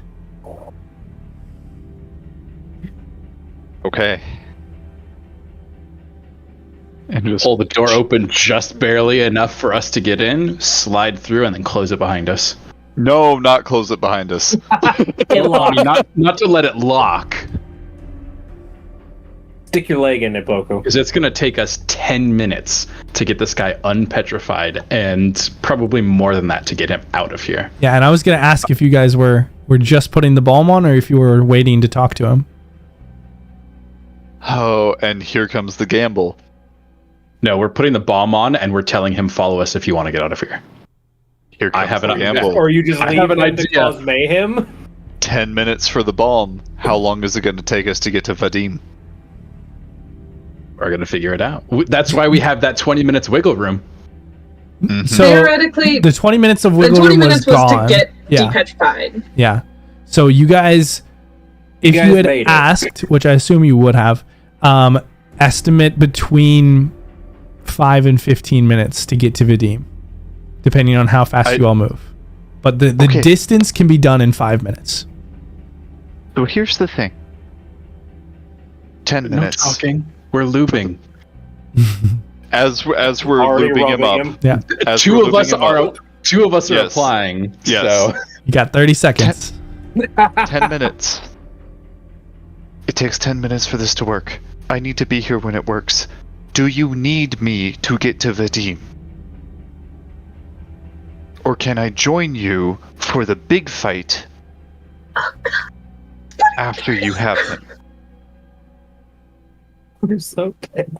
Boko can pick locks just as well as I can. -1. And Jazeera can punch. And Jazeera can punch. You don't need me to get to Vadim, and I can bring this guy into the fight that follows. True. I need 2 seconds with the first fleshy patch of this axe-wielding fucking guy that arises. So as soon as some What's of your the plan? the petrification plan? comes off, I'm not going to tell you.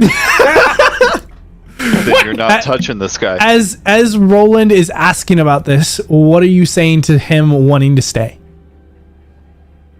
That's fine. I guess Boko would. Boko is going to stand here until he's unpetrified, and he's going to draw his dagger, and he's going to say, Wait, no. We don't have that amount of time. We got 30 seconds. We rub it on. Nothing is We're talking while unpetrified we're yet. lubing. What are you talking about while you're lubing? We got minutes that are ticking away for the mission. Boko is going to say, I can probably get you something that can help him be a little less... And he gestures at how fucking big he is. I don't need that. I've got it. I've got him, personally. I've got him. Okay, fine. And Boko will turn around and he'll make his way towards the door, cast one last look over his shoulder at Roland, and then... Alright, time to split the party more. Yep. Okay, before we walk out this door, A, we're going to listen for footsteps. B, Kate is going to cast Pass Without a Trace on... Is going to cast Pass Without a Trace. And then C, Kate is going to pull out the orb that's supposed to detect magic shit. Or Anti-magic things. And as they leave and go to step out and stealth, Roland will cast guidance on whoever wants it. So Boko probably. Kate can get herself, or Jazeera probably doesn't need help. Okay. Okay, so we're listening for... Okay, where are we? Are we going to follow behind this thing? Are we going to wait for it to pass us and then sneak quietly behind? What's the game plan on sneaking here? It takes about 15 minutes for it to make the L once it gets to be heard. You do And know we that. have to wait for it to reach the short end of the L, come out from behind it, and go all the way down the hall, don't we? Or go before it gets into this hall. Okay, so as far as this path on what we were told, does it do more than just the L? Or does it tuck around another corner? Because we need to make ourselves to the long side. There is an L and then the long side. So you went down the short side with Iz. The other side continues, and it's a long hall. Oh, okay.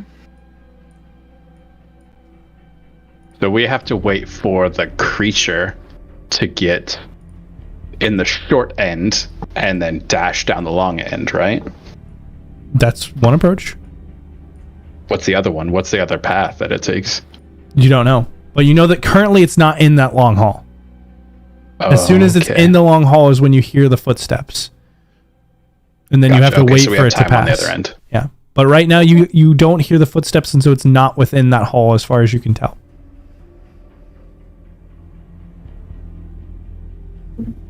We can't hear it. We either go now or we wait for it to go to the short end back until we can't hear it again, and then we go. Go now. You can't hear it. Go now and sprint. No. Pass Without a Trace includes audio cues. So if you just haul ass with Pass Without a Trace, you can stealth at the other end and get away. Yeah, so once it hits down the long end and the footsteps disappear, we The footsteps dash. are already disappeared.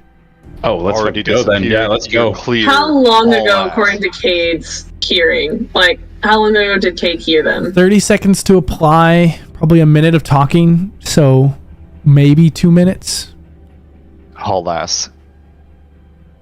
Now's the time. I say let's do it. Yeah, let's go. All right. Okay. Guidance on Boko. And then he's going back to sit in front of Big Axe Dude. Okay. You put guidance on Can you Boko read this? and then move back as the three of you just begin to move quickly but quietly down this hall underneath Pass Without Trace. This is not what I wanted to be doing in this mission. As you all are sprinting down this hall, you catch the edge and you can hear those footsteps getting louder and louder as you're going down this long hall. You can hear it. It's still a ways, but you can hear it getting closer as you're moving, and you come up to where this long hall now begins to expand, and you can see it twists off down to the left, and there's a door in front of you. We're And- ducking into the door, and it's supposed to be like a small closet with a bookcase, right? As you come to this, you can see as you round this corner down to the left, this massive construct with it, which is hitting a dead end at this other L side and is beginning to shift and turn around, and you see the door on the other side. Others. What's the other side? Can you see? You should be on the map. Yeah, I can't see doors though. That's the problem. Oh, you can't see the doors? I thought you could. No, it's like Okay, there is kinda cut off. yes, there is a door right Okay. there. So it is And across it's on the other coming side. towards us. It is in the process of turning around. It is facing the wall and is the process of slowly like stepping its way around to make a 180. Oh, we gotta go now. What are you guys doing? How far away from you from the door? Just Like 20 feet? 10 feet? Yeah, should be able to Boko's just measure gonna it. go for it. He's just gonna rush forward with his tools. He's gonna try the handle first, but already be kneeling in position if it's not ready, and he's gonna go for it. All right, you rush over and go ahead and make me a stealth check as you guys are doing this. Just do group plus stealth. 10. Yep, plus 10. 27. I guess if someone can roll for 0. We'll see what yours is. Since it's a group check for this, go ahead and roll yours first, Cade, and we'll see if it matters. Then if not, I'll open up her sheet. Guidance yourself. I can't. It's 2 concentrations. Oh, That is not a shit, I good should have trade-off. guidanced you. I forgot Trace was con. Oh, if it wasn't. Oh. Okay, inspiration. Okay, go for it. Yeah, Go please. for it. God, I hate this. It's not great, but hopefully 19. 0 makes up for it. We'll see what. 19. Oh yeah, plus 10 is 19. That's not terrible. 19 is good. Can we average our scores, please? All right, let me see just here. This 13 She's was a monk, she shaky. should be 19 is stealthy. good. waiting for the sheet to load. It's probably gonna crash my stream. Stress the fuck out. I'll let you know if it does. I'm stressed. I don't have the nerves for this, okay, guys? You're welcome. It's fine. I just kicked off like the season finale arc of 24. Critical Role, so campaign 2. So I burned out my nerves already. All right, Okay, as that's you a guys 24 for Jazeera. quietly move across this hall, Boko, you are in place and you try it, and it is indeed locked. Oh yeah, Boko is going to go straight for it, and he's already got his tools out. Gonna give it his best shot. All right, go ahead and I didn't realize Pass Without Trace was concentration. I thought Cade would be able to put guidance on all these checks. I am gonna try to use my inspiration on that. That's a good idea. And then, just for good measure, we're gonna friggin' blow the guidance that Well, Roland you- gave I us. can always put guidance later Well, once you want Pass the Without bardic Trace is inspiration done. if it's been under 10 minutes? it Yeah. has well, Yeah, let's use that yeah, instead. it has been under 10 minutes. Burn them both. A D6. Burn Burn them them both. both. We need it. We need it. We need to Burn get them through both. this You're fucking door. not gonna have guidance out for the next check. Burn them both. It's, what is the inspiration die? Yeah, it's a D6, right? Or is it a D8? Or is it a D8 at this point? I don't D6? think it's a 23. D6. I think it's a D6. Until 5th level. Yeah, okay, 23. Okay. In this moment, you put your picks in, your tools in, and just for a gut-wrenching millisecond, you feel as if it's split in two. But you take a moment to ensure, and it is still in one piece, but this lock is something more than you were expecting. And in this brief second, this moment that it takes you to kind of garner yourself and prepare for this, the creature continues to kind of step around and turn, and you hold your breath and go, and you hear, you move through, and you hear the steps as it's twisting and turning, and it has made its full 180, and you hold your breath as you hear the last little click of you undo the door. But the creature doesn't seem to notice you. Cade, you're watching in horror as you're staring directly at this large creature with these blades just pinned back like wings, and it continues to move. And you all hold your breath as it steps forward, and Jasira kind of pulls back along the edge of the wall as it gets right up to her. And it steps. And it continues back up the hallway. And just for a split moment, there is this red wall that falls down back into the stone. Boko stands up, not even having looked, just calmly opens the door and mutters under his breath. He goes, "I thank you, Red Maiden." And opens the door to let everybody in. Red Maiden had jack shit all to do with that.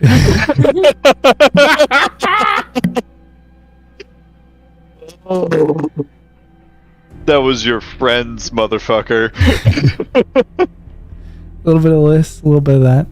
Cade, as you step in, you see a now more normally lit area. Still quiet and no one around, but now the red lights have given way to some that are this typical amber color. And you see the door to the maintenance room on the back wall. And two barred, or a barred wall and barred door as well that leads to a second door on this wall. Okay. Orb out, is anything pinging? Right now, nothing is pinging. Well, so you're holding the orb and it is still glowing after you've said the command word.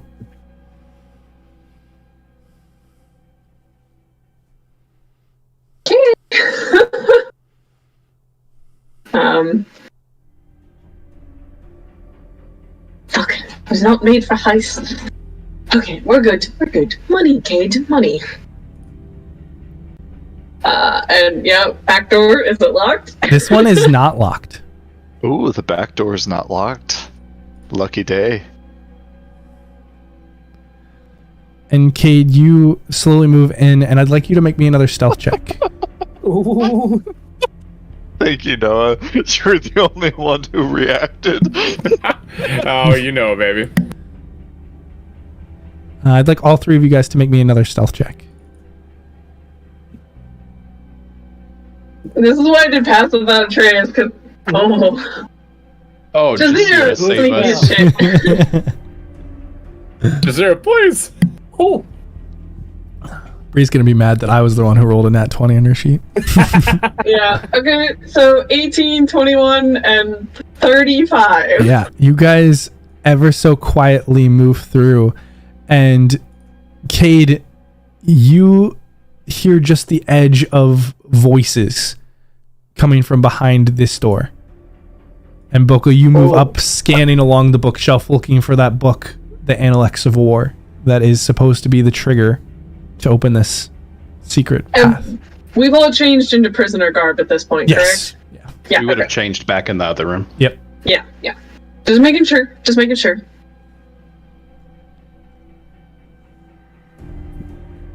So, as you guys are beginning to search this, is anyone doing anything? Thinking thin, quiet thoughts. All right. We need to pick more locks, don't we? You don't know? Yes. Yes, Yeah. you do. It's a do. prison. because Just gonna- we have to pick Vadim's anti-magic shackle. Oh yeah, that's true. Yeah, Boko's that gonna there's at take least a one. moment here to prepare himself. He's gonna take the dagger out and he's gonna plunge it into his leg, into that tumor, and he's going to grant himself some knowledge of the spirits that were better at lockpicking than he was. He's gonna give himself advantage on all lockpicking checks. Okay. Nice. And who is Couldn't do searching for the book? enhanceability, but that works too. Whoever is searching. That is doing it without you burning your highest level spell. Yeah. And that's also concentration too, I think. Yes. Yeah, I would have to drop Pass Without a Trace, which is why I would only do Do it not once we do got that. to the No, cell. keep that. Don't- That's Keep trace, Regardless, keep trace. who is looking for the book on the bookcase? All right, go ahead and roll me an investigation check. Jesus Christ. Oh no. Oh no! Boko Okay. can't read. If he's taking a minute to find the book, Cade will take over. All right, kid, also go ahead and roll me an investigation check with this. I believe. Don't want. They never find the book, and they're just stuck in this room. Don't one. Pulling every book. Hey! We're good. All right. Oh, also, Austin, the rolls are not showing in Oh stream. shoot, you're right. I don't think anything's showing in stream. I forgot to move it back after I did the adjustment on the new page. Whoopsie, Yeah. sorry So Cade guys. is getting I hate impatient when I with do that. Boko being like, and it's just like, out of the way. Yeah, Boko, as you go to kind of stab your leg in, it hurts a lot in this moment. And you can't help but give kind of a grunt and kind of lean up against the bookshelf as Cade kind of pushes you out of the way and immediately kind of scans through the book covers and finds the description of the book that you're looking for and pulls on it. And there's just a small click. Oh, I thought I would be serving in this mission, but like, I gotta tell you, okay. I think we're back. You're gonna Serving. want, So you're as- gonna Serving want is a the axe. stretch. as Boko stabs You're gonna want the into axe. this leg and just kind of leans up against the shelf, Cade quickly finds the book and unclicks it open, and the bookshelf begins to open ever so slightly, and you begin to duck through as you can hear the voices getting louder, and the door on the other side begins to open, and you all quickly just duck into behind the bookshelf. And as you all slide into that bookshelf, you find yourself closing it on the other side in a small interior section of the wall, and you can see where another secret door is hidden. Do I hear voices on the other side? Muffled, but yeah, you do hear them. Okay, I am like whispering in Jazira's ear, and then I'll whisper in Boko's ear of, remember, I say, please try to stealth first. Make no one pay attention to us. The worst comes to us, just act like all the other prisoners, okay? We have Pass Without a Trace, no one should pay us any mind. But if not, just act like anyone else. So, we're gonna try to be stealthy and inconspicuous as possible, but if someone does notice us, then we'll act like any other prisoner. All right. So, stealth first, performance secondary. And are you heading into or out of the other secret door? Yeah, I mean, we'll crack the door open just a smidge, make sure no one's looking. We're not barging any doors open, it's more like a... Yeah, as you crack this other door open, you do see that you are within a small hall of another ward. And you can hear voices within this one, as you seem to be in another small chamber, but you can kind of see individuals slowly walking by the other door. And this one seems to be, whereas before they were thick stone doors, the door on the edge of this room seems to be a basic wooden one. And I say basic, it's still heavily reinforced, but is not made of stone. Okay. But there's no one, like... There's no one in the super room that you're close to in. us? Yeah. It looks like you're in another maintenance or another utility room off the side of this ward. Okay. Then kind of Cade will usher everyone in. All right. You usher the two of them in and close the secretive door behind you, and you are within the red ward. Meanwhile, Roland, you are looking at this individual, and you can see as portions of them are beginning to shift back into humanoid skin and fur-lined leathers. They haven't quite unpetrified yet, but they are getting close. Is there any preparations that you're taking? Before sight returns to them, Scar comes back.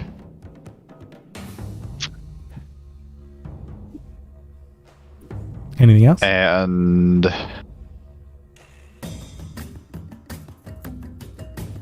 he's got he has normal clothes over the prisoner uniform, right? Mm-hmm. That's how we ran it in. Okay, he's gonna leave it like that. He's gonna leave it like that. Scar comes back, just kind of pull the hair back and be standing there ready so that the first thing that the axe figure sees when the scales fall from his eyes is Roland.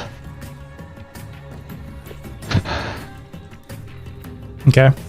And he's going to be sitting there ready, just searching for when consciousness comes to those eyes. Okay. I don't have any guidance.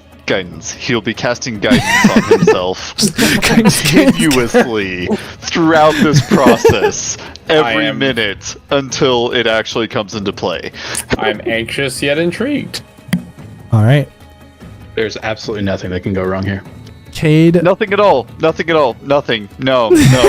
You know what? Y'all can just do the prison escape. If I don't join you, I'm already dead, and there's gonna be a distraction behind you. It's fine. Fine. Excuse I'll me, roll up what? a new character. We'll fondly remember Roland as the pink stain in the Stone Ward. Yeah, exactly. The only color in the Stone Ward. Roland's blood. God. All right, so Cade, Boko, and Jasira, you have made it through the passage on the backside of the stone ward and are on the edge of the red ward. Again, that wooden reinforced door is in front of you. What are you doing? I'm just fervently praying that Boko has burned all the nat ones for this session. so far two. That's Why would pretty you good. put that out into the world? You fool! Okay, so there's a wooden door in front of us? Yes. Okay, Cade wants, motions Boko over, and, both of us are gonna press our ears against the door and listen for footsteps on, when's a good time to walk through it. Okay. Make me a perception check at advantage. Okay. Is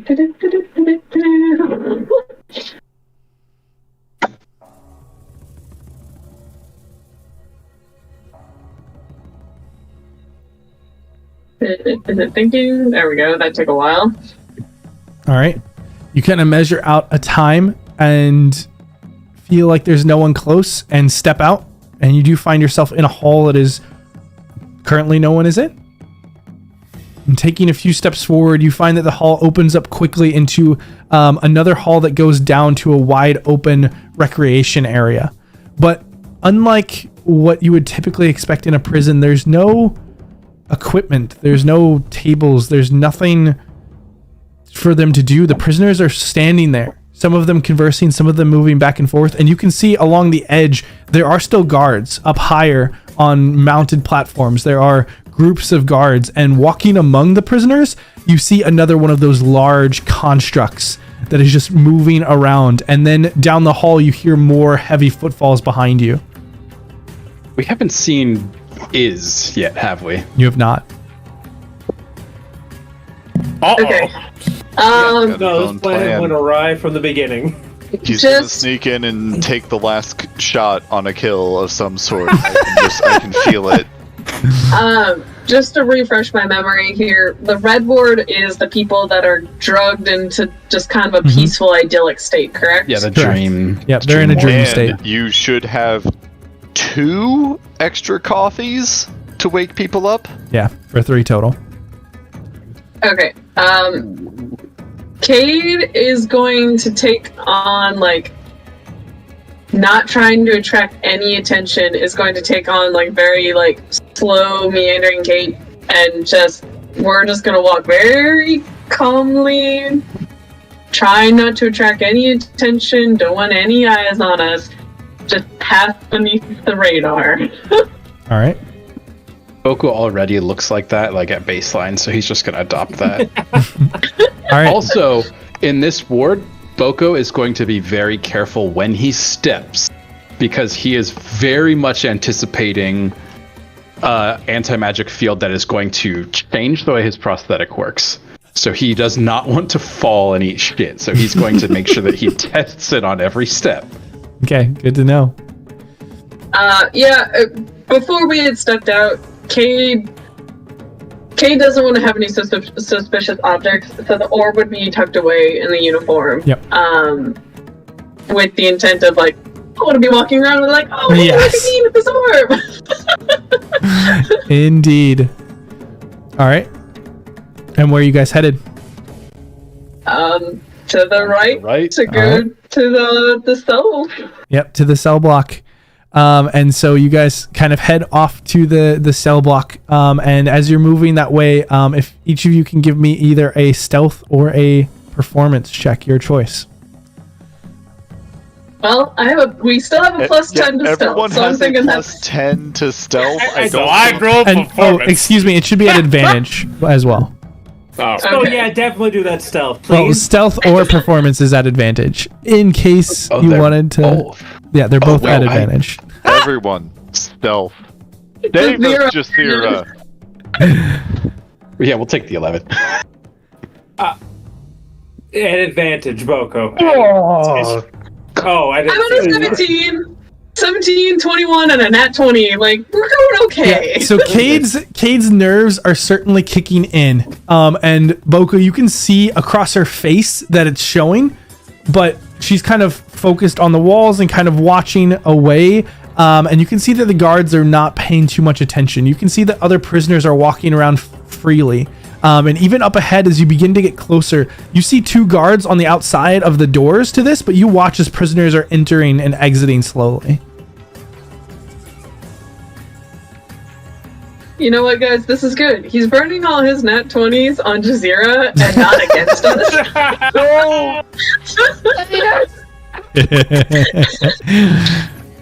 So we're going, 6A3, right? If I remember correctly. That is correct. And you guys continue to move forward and walk past the two guards that are standing at the edge of this doorway. And you can see the stone doors that are here are wide open, as prisoners and guards alike have been moving through. And as you continue moving through, Cade, you feel as there is this disjunction as your magic ends. And Boko, you do feel as your prosthetics adjust, and you have, for a quick moment, you have kind of a gate to your step before you fix it, anticipating it coming as you pass underneath this doorway and into the cell block. And let me go ahead and pull you guys over there. As you pass through this doorway, there are another two guards on the other side, and it is a fairly well lit interior of this. Oh, there we go. It took a second for the dynamic lighting to kick in. It is a fairly well lit interior here, and you see many prisoners walking around. Oh. There we go. I apologize for everyone who doesn't have Oh, vision. Jesus, look at this thing. That's fine. I'm watching stream for. Oh, I am blind because I am not there. Yeah. Yes, and as you guys I am enter, staring deep into the eyes of the axe murderer. as you guys enter, there is one of these constructs just moving straight at you. Is there anything that you guys are doing? Zombie walk. Whenever you say that, it fills me with such anxiety. What are the two things on either side of us? Guards. They are dwarven guards. I think we just stand there like dummies really quick, hoping this thing doesn't step on us when it turns around. You look down at the other piles of meat, but next to where you are, where it's stepped on other prisoners. This thing walks a very consistent path. Are there any marks on the floor that denote where it turns around? Make me a perception check, Boko. That's really good. That's really good. Been doing this for how many hundreds of years? That roll is slightly less good. Currently where you're at, you don't see any. As you kind of scan around the general vicinity, you don't see any marks or indicators, and your focus can't help but kind of be brought to this creature as its wings kind of fold out, and you see these long double blades as one of them is kind of held above it, and one of them moves forward, pointed at you all, and the blade begins to move forward. Is there anything that you're doing? Kate's just gonna really just kind of slowly step to the side, very just chill. Boko? I'll do the same thing on the other side. All right, as Just you kind of move to step to the side, you see as the blade kind of pushes off to one side, flat edge out, and kind of pushes off to the other, as Jasira is kind of going to move, and then just kind of pushed out to the side. And as she's pushed out, the blades fold back, and the creature continues on its path. I'm just gonna continue zombifying that way. Shooting my pants is a free action, right? Yeah. And you guys are within the cell block. Okay. Make our way over towards the stairs and start going up. Making my way. I didn't think we needed to go up. I thought we needed to go to 6. There's off. Oh, well, there's stairs. Okay, I see what you're saying.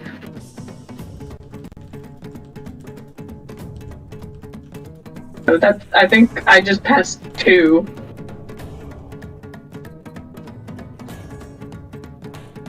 So wait, hold on. We know how this is organized. It was organized in. Yeah, I'm Each looking block at the contains map right now. 2 rows. 1, Each row 3, has 5, 4 7 columns. on the top, and then 2, 4, 6, 8 on bottom.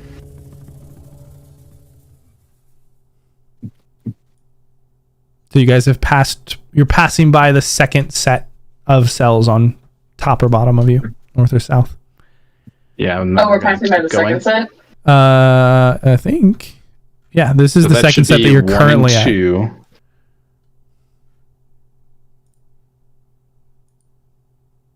Oh, okay. So you pass by a set of Was cell there a blocks. set when we first walked in? Yes. Okay. So we just passed 4 then, so 6 should be the next one. Yeah. What is this right here, though?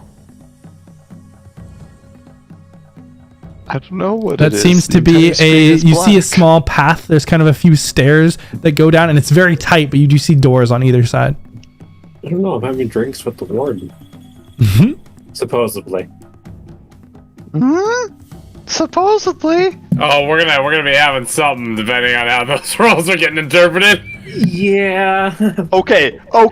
I'm sorry. Your rolls. You're right. You were referencing your rolls. Yep. Never mind. No, ours, not any of you all's. Yeah, but yeah, all sub 10 on everything we needed.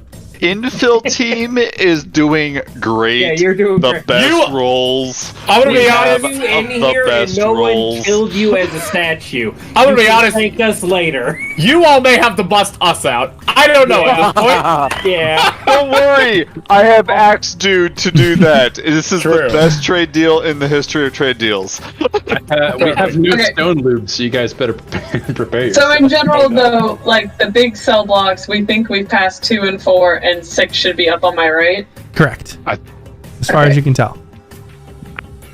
Yeah, Kate's just gonna continue just la la la la.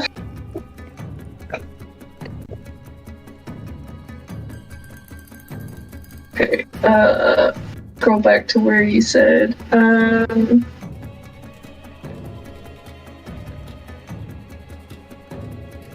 6, A side, cell 3.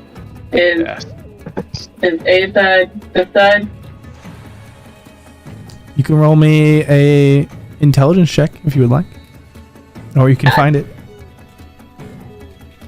A side, cell 3. I'll give it a shot.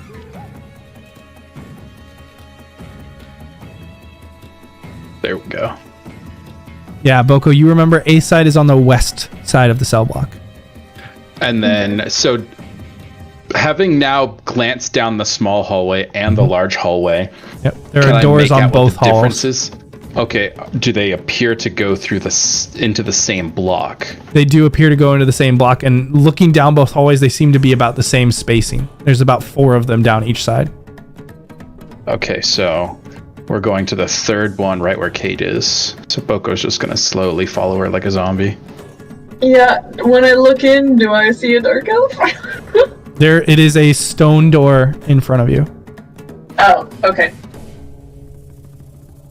Boko's going to slide up next to her and sort of motion with his head to keep watch while he pulls out his tools. And then I think send Jasira to the other side to do the same. Okay. Yeah, Cade will just kind of like. Does Cade feel like? I'll just take a quick peek at the orb. Are we still in an anti-magic zone, or was it just passing through the doorway? You quickly peek at the orb, and it doesn't. It as you kind of call out the command word, it lights up, and then you quickly douse it again. Okay, meaning that we're good. Yep. Okay. Cade will very quietly cast guidance on Boko. Okay. And then we'll take up a position at the corner to keep an eye out. Just kind of leaning against the wall, a little bit staring off into space, but purposely more listening and then just keeping casual look. Okay. Boko's And I'll say gonna that pull Jasira his does tools something out. similar. Yeah, and go ahead and give me a And- tinker tool check. Give it the best shot. And then this will be an advantage because Boko has enlisted the help of somebody better With guidance. than himself with guidance.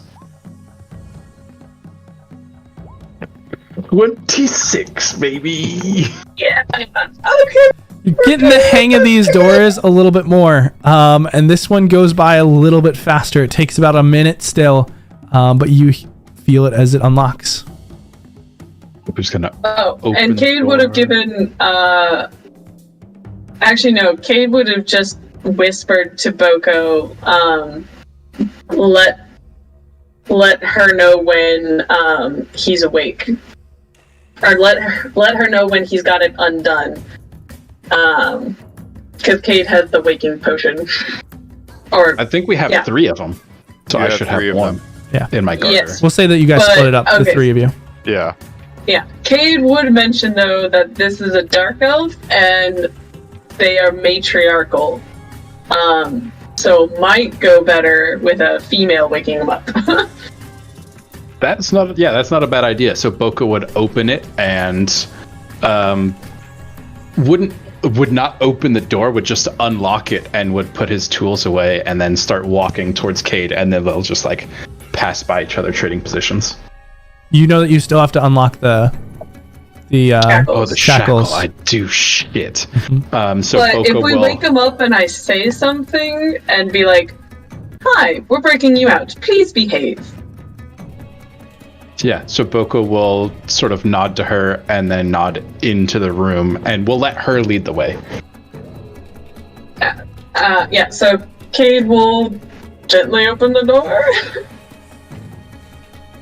As you open the door, you look inside and see a human man with blonde hair looking up, eyes glazed, as he turns to you, and he's an older gentleman. Gertrude, what are you doing here? Not a dark elf. Not a dark elf. Fuck. Cade just quietly shuts the door. Wait, don't leave me. But you shut the door behind yourself.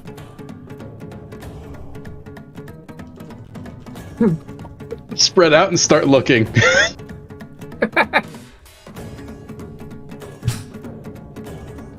And Boko, I would say that with your intelligence check from earlier, you're like west side, left side. You're on the east side. Son of a bitch.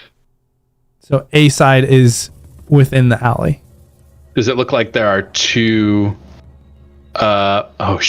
shit, this is one block. I didn't know it was 2 cells.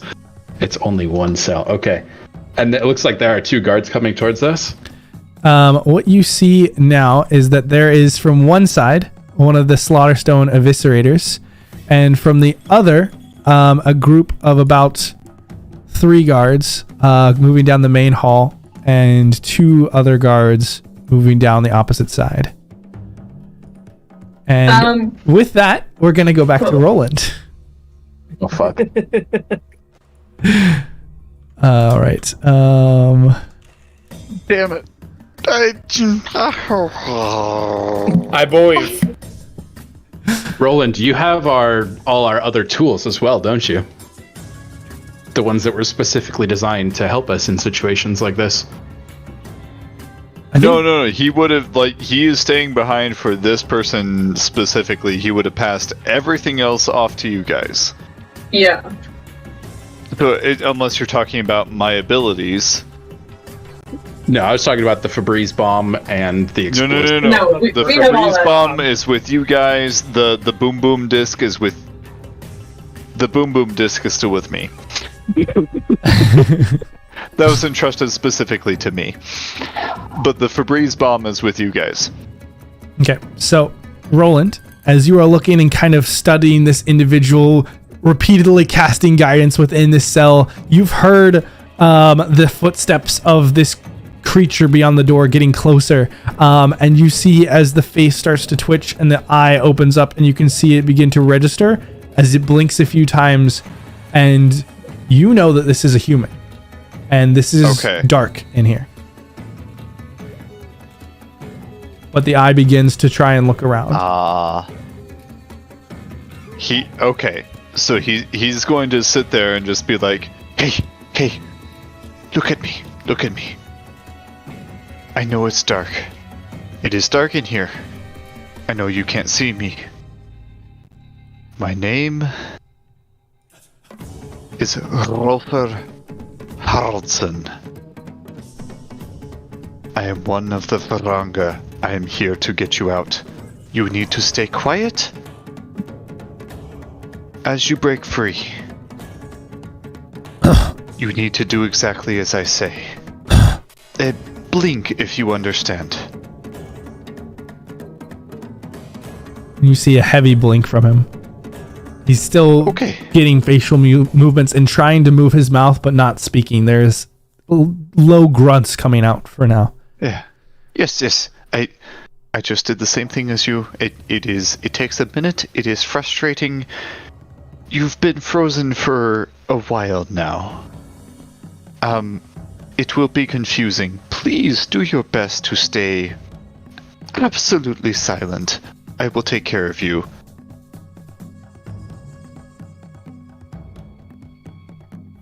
Yes. Roll me a persuasion check.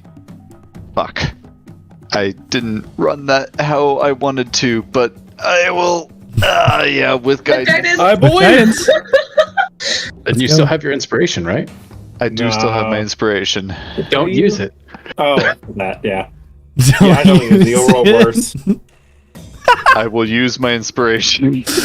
All right. Oh, there's such a lag on my roll 20, and it hasn't even popped up yet. Yeah, It's the same fucking roll. Wow.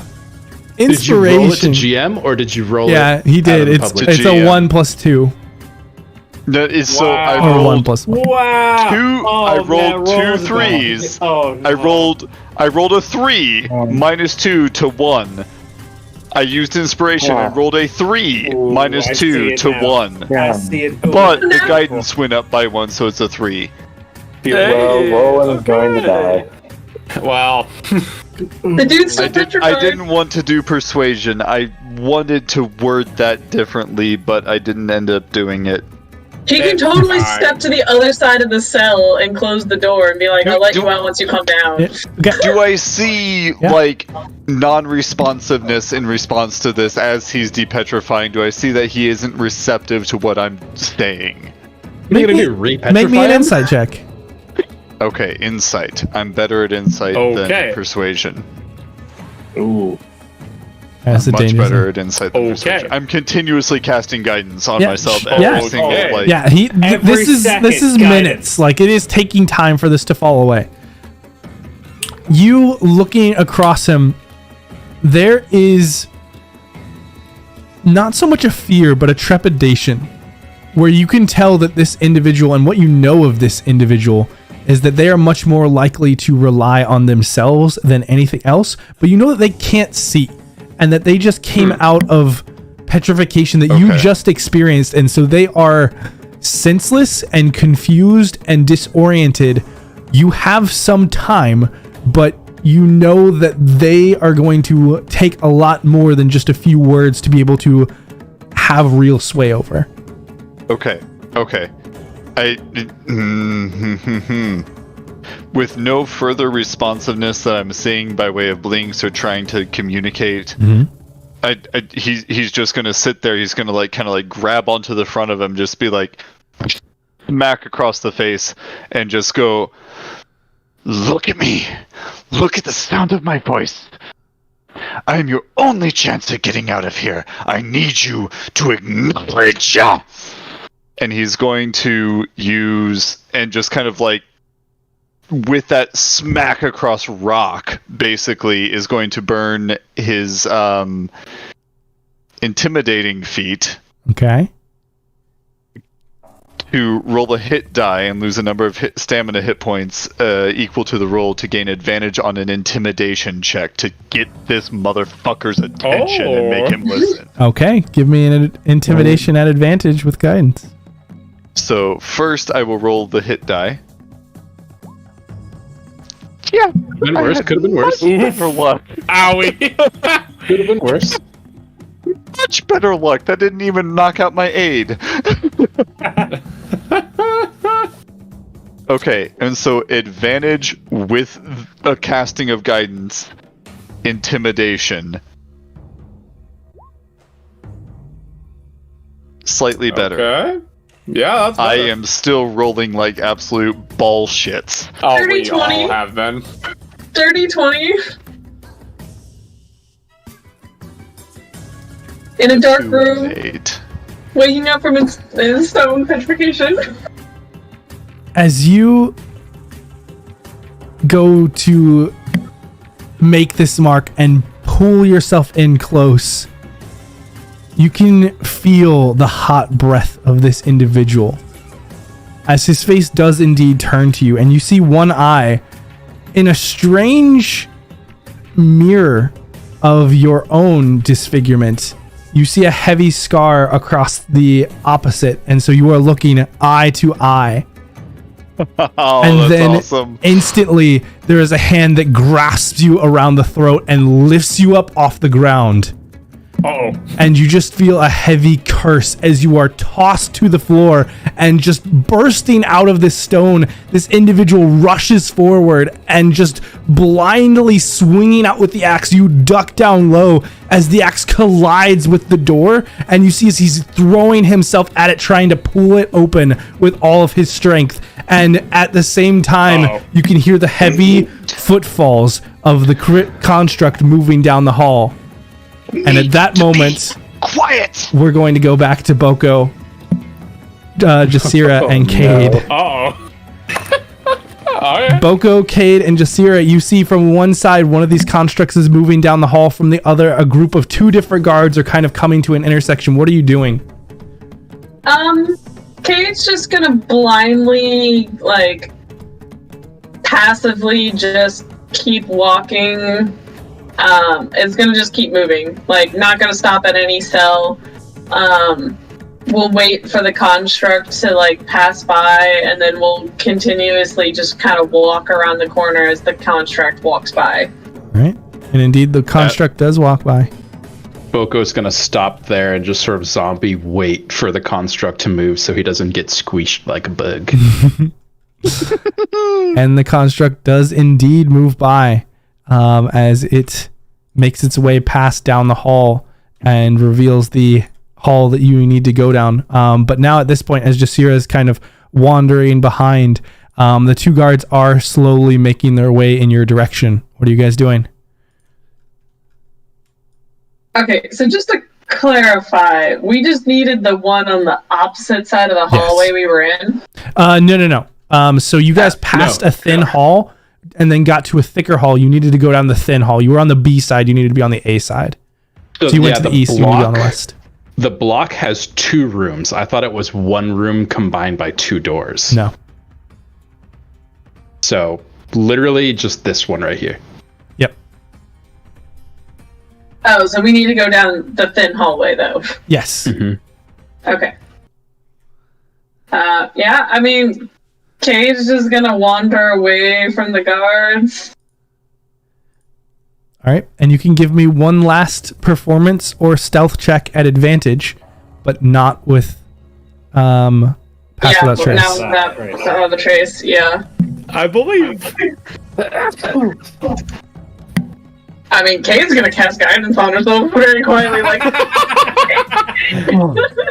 Okay. Nice. I can't handle the pressure. Solid. I can't handle this pressure either. Okay, stealth is still my better-ish. Yes. Save us, Jasira! Oh, God. It's gonna be the highest Bree rolls ever. Oh my God.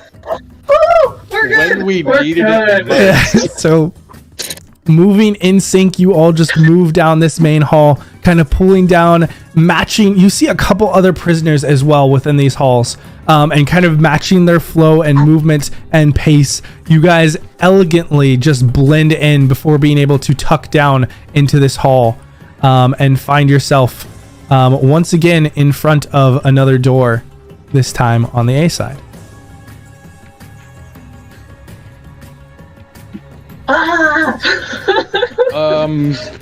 Knowing those guards are coming directly behind us, like down this hallway, I think Boko's gonna wait a second to start picking this lock, because it took a while for the last one, right? I think it was like a minute. Yeah, about a more. minute. Yeah, so I think he's gonna like slowly meander down this hallway until he hears the guards pass behind him. Yeah, and you kind of hear as one single guard passes behind. But it does take a couple minutes, but does pass. I mean, he's gonna glance down towards Jasira, see if she gives him the okay. Yeah, she gives you a nod saying it's clear. Oh, yeah. Yeah, Boko's gonna whip out the tools and go for the door. Oh, I guess she'd be on this side. It'd be Cade, but Yeah. all right. Give me that Tinker's tool. You gonna give him Or, guidance? Thieves' tools. Yeah, there's guidance. There's guidance being given. I can't handle this kind of pressure, guys. Oh, okay. At least you have other people nearby buffing you with shit and not, alone with an axe murderer. So It's fine. Correct me if I'm wrong. You chose but this path. I really have this distinct memory of somebody going, "No, I got this. Go on, guys." Hey, for what it's worth, Roland, you won't be alone for long. Soon there will be a stone slaughterer and the axe murderer. It'll be great. All in even the cell have with you. like a written him saying. Hey, that I'm about to be releasing poisoned, people I would swear. not be a good idea. Oh no, we're dead. It doesn't matter. Just We're fucked as hell. I'm so worried. Worst case, axe murderer causes a distraction, pulls guards away from where you guys are at. We all run back to the rendezvous point. Well, Roland does roguery bullshittery in order to get They're there. gonna lock the place down. rogue ? Escape? I think. They can lock the place down all they want. We have the We're Morgan blowing the wall up. Yeah. blowing a hole in the wall to get us out. So As They can long lock as the we place can down back all to they where we want. are. As long as Yeah, the where guards we are. aren't where we are, Is 21 we're good. under the door? Boko, Uh-oh. you know that on the past doors in the stone ward, you had to navigate not only a lock, but also a hidden mechanism that triggered an alarm, or would have triggered an alarm. You find yourself unlocking the door but forgetting about the additional mechanism that is within the door. Oh! And for a moment, your heart drops. But no alarm triggers. Oh, thank goodness. Maybe. I don't know. Here, within the red ward, you don't feel that same mechanism. Oh. And the door lies unlocked. Good. Yes. Yeah. Oh, my poor heart. Cade is gonna, or Boko's gonna look down to Cade and sort of nod her over. For real this time. Yeah, has this guard passed by now? Yes, he has. I just haven't moved him. But yeah, he's passed by. Just wanted to make sure. Yep. Cade doesn't want to wander away unless there's like a guard. Yes, it is clear on that side for now. They have migrated. Okay. Cade will Cade doesn't want to keep this door open very long, so it's gonna it's gonna peek in and is at the dark elf. You peek in and you do see an individual there with darkened skin and long ears. Okay, matches the physical description of the man that we've been told. At least with a quick glance, you recognize that it is a dark elf. Okay. Close enough. Take him and run. If we get out, we're members of the crew.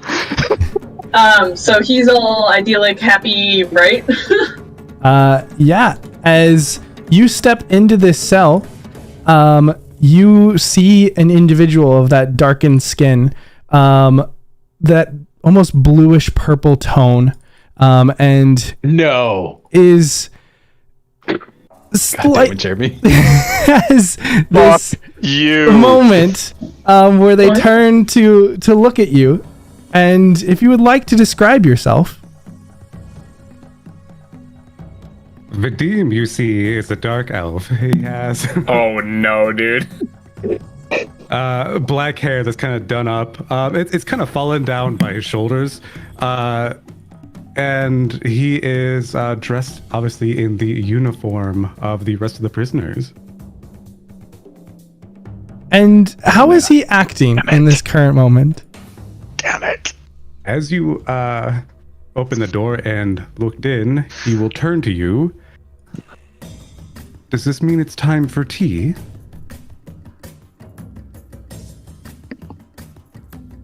Yes, darling. It's time for tea. Do me a favor, drink this.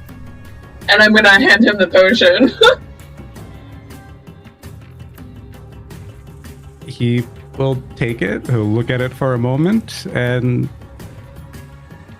cheers, and drink it. Cheers. As you watch the dark elf tip back the potion, that is where we're going to end for the session tonight, and where we will pick up again next week. Thank you so much for everyone who joined us, including our special guest, who we will find out more about next week. Hope you guys tune in. We'll see you then. Well, I'm especially glad.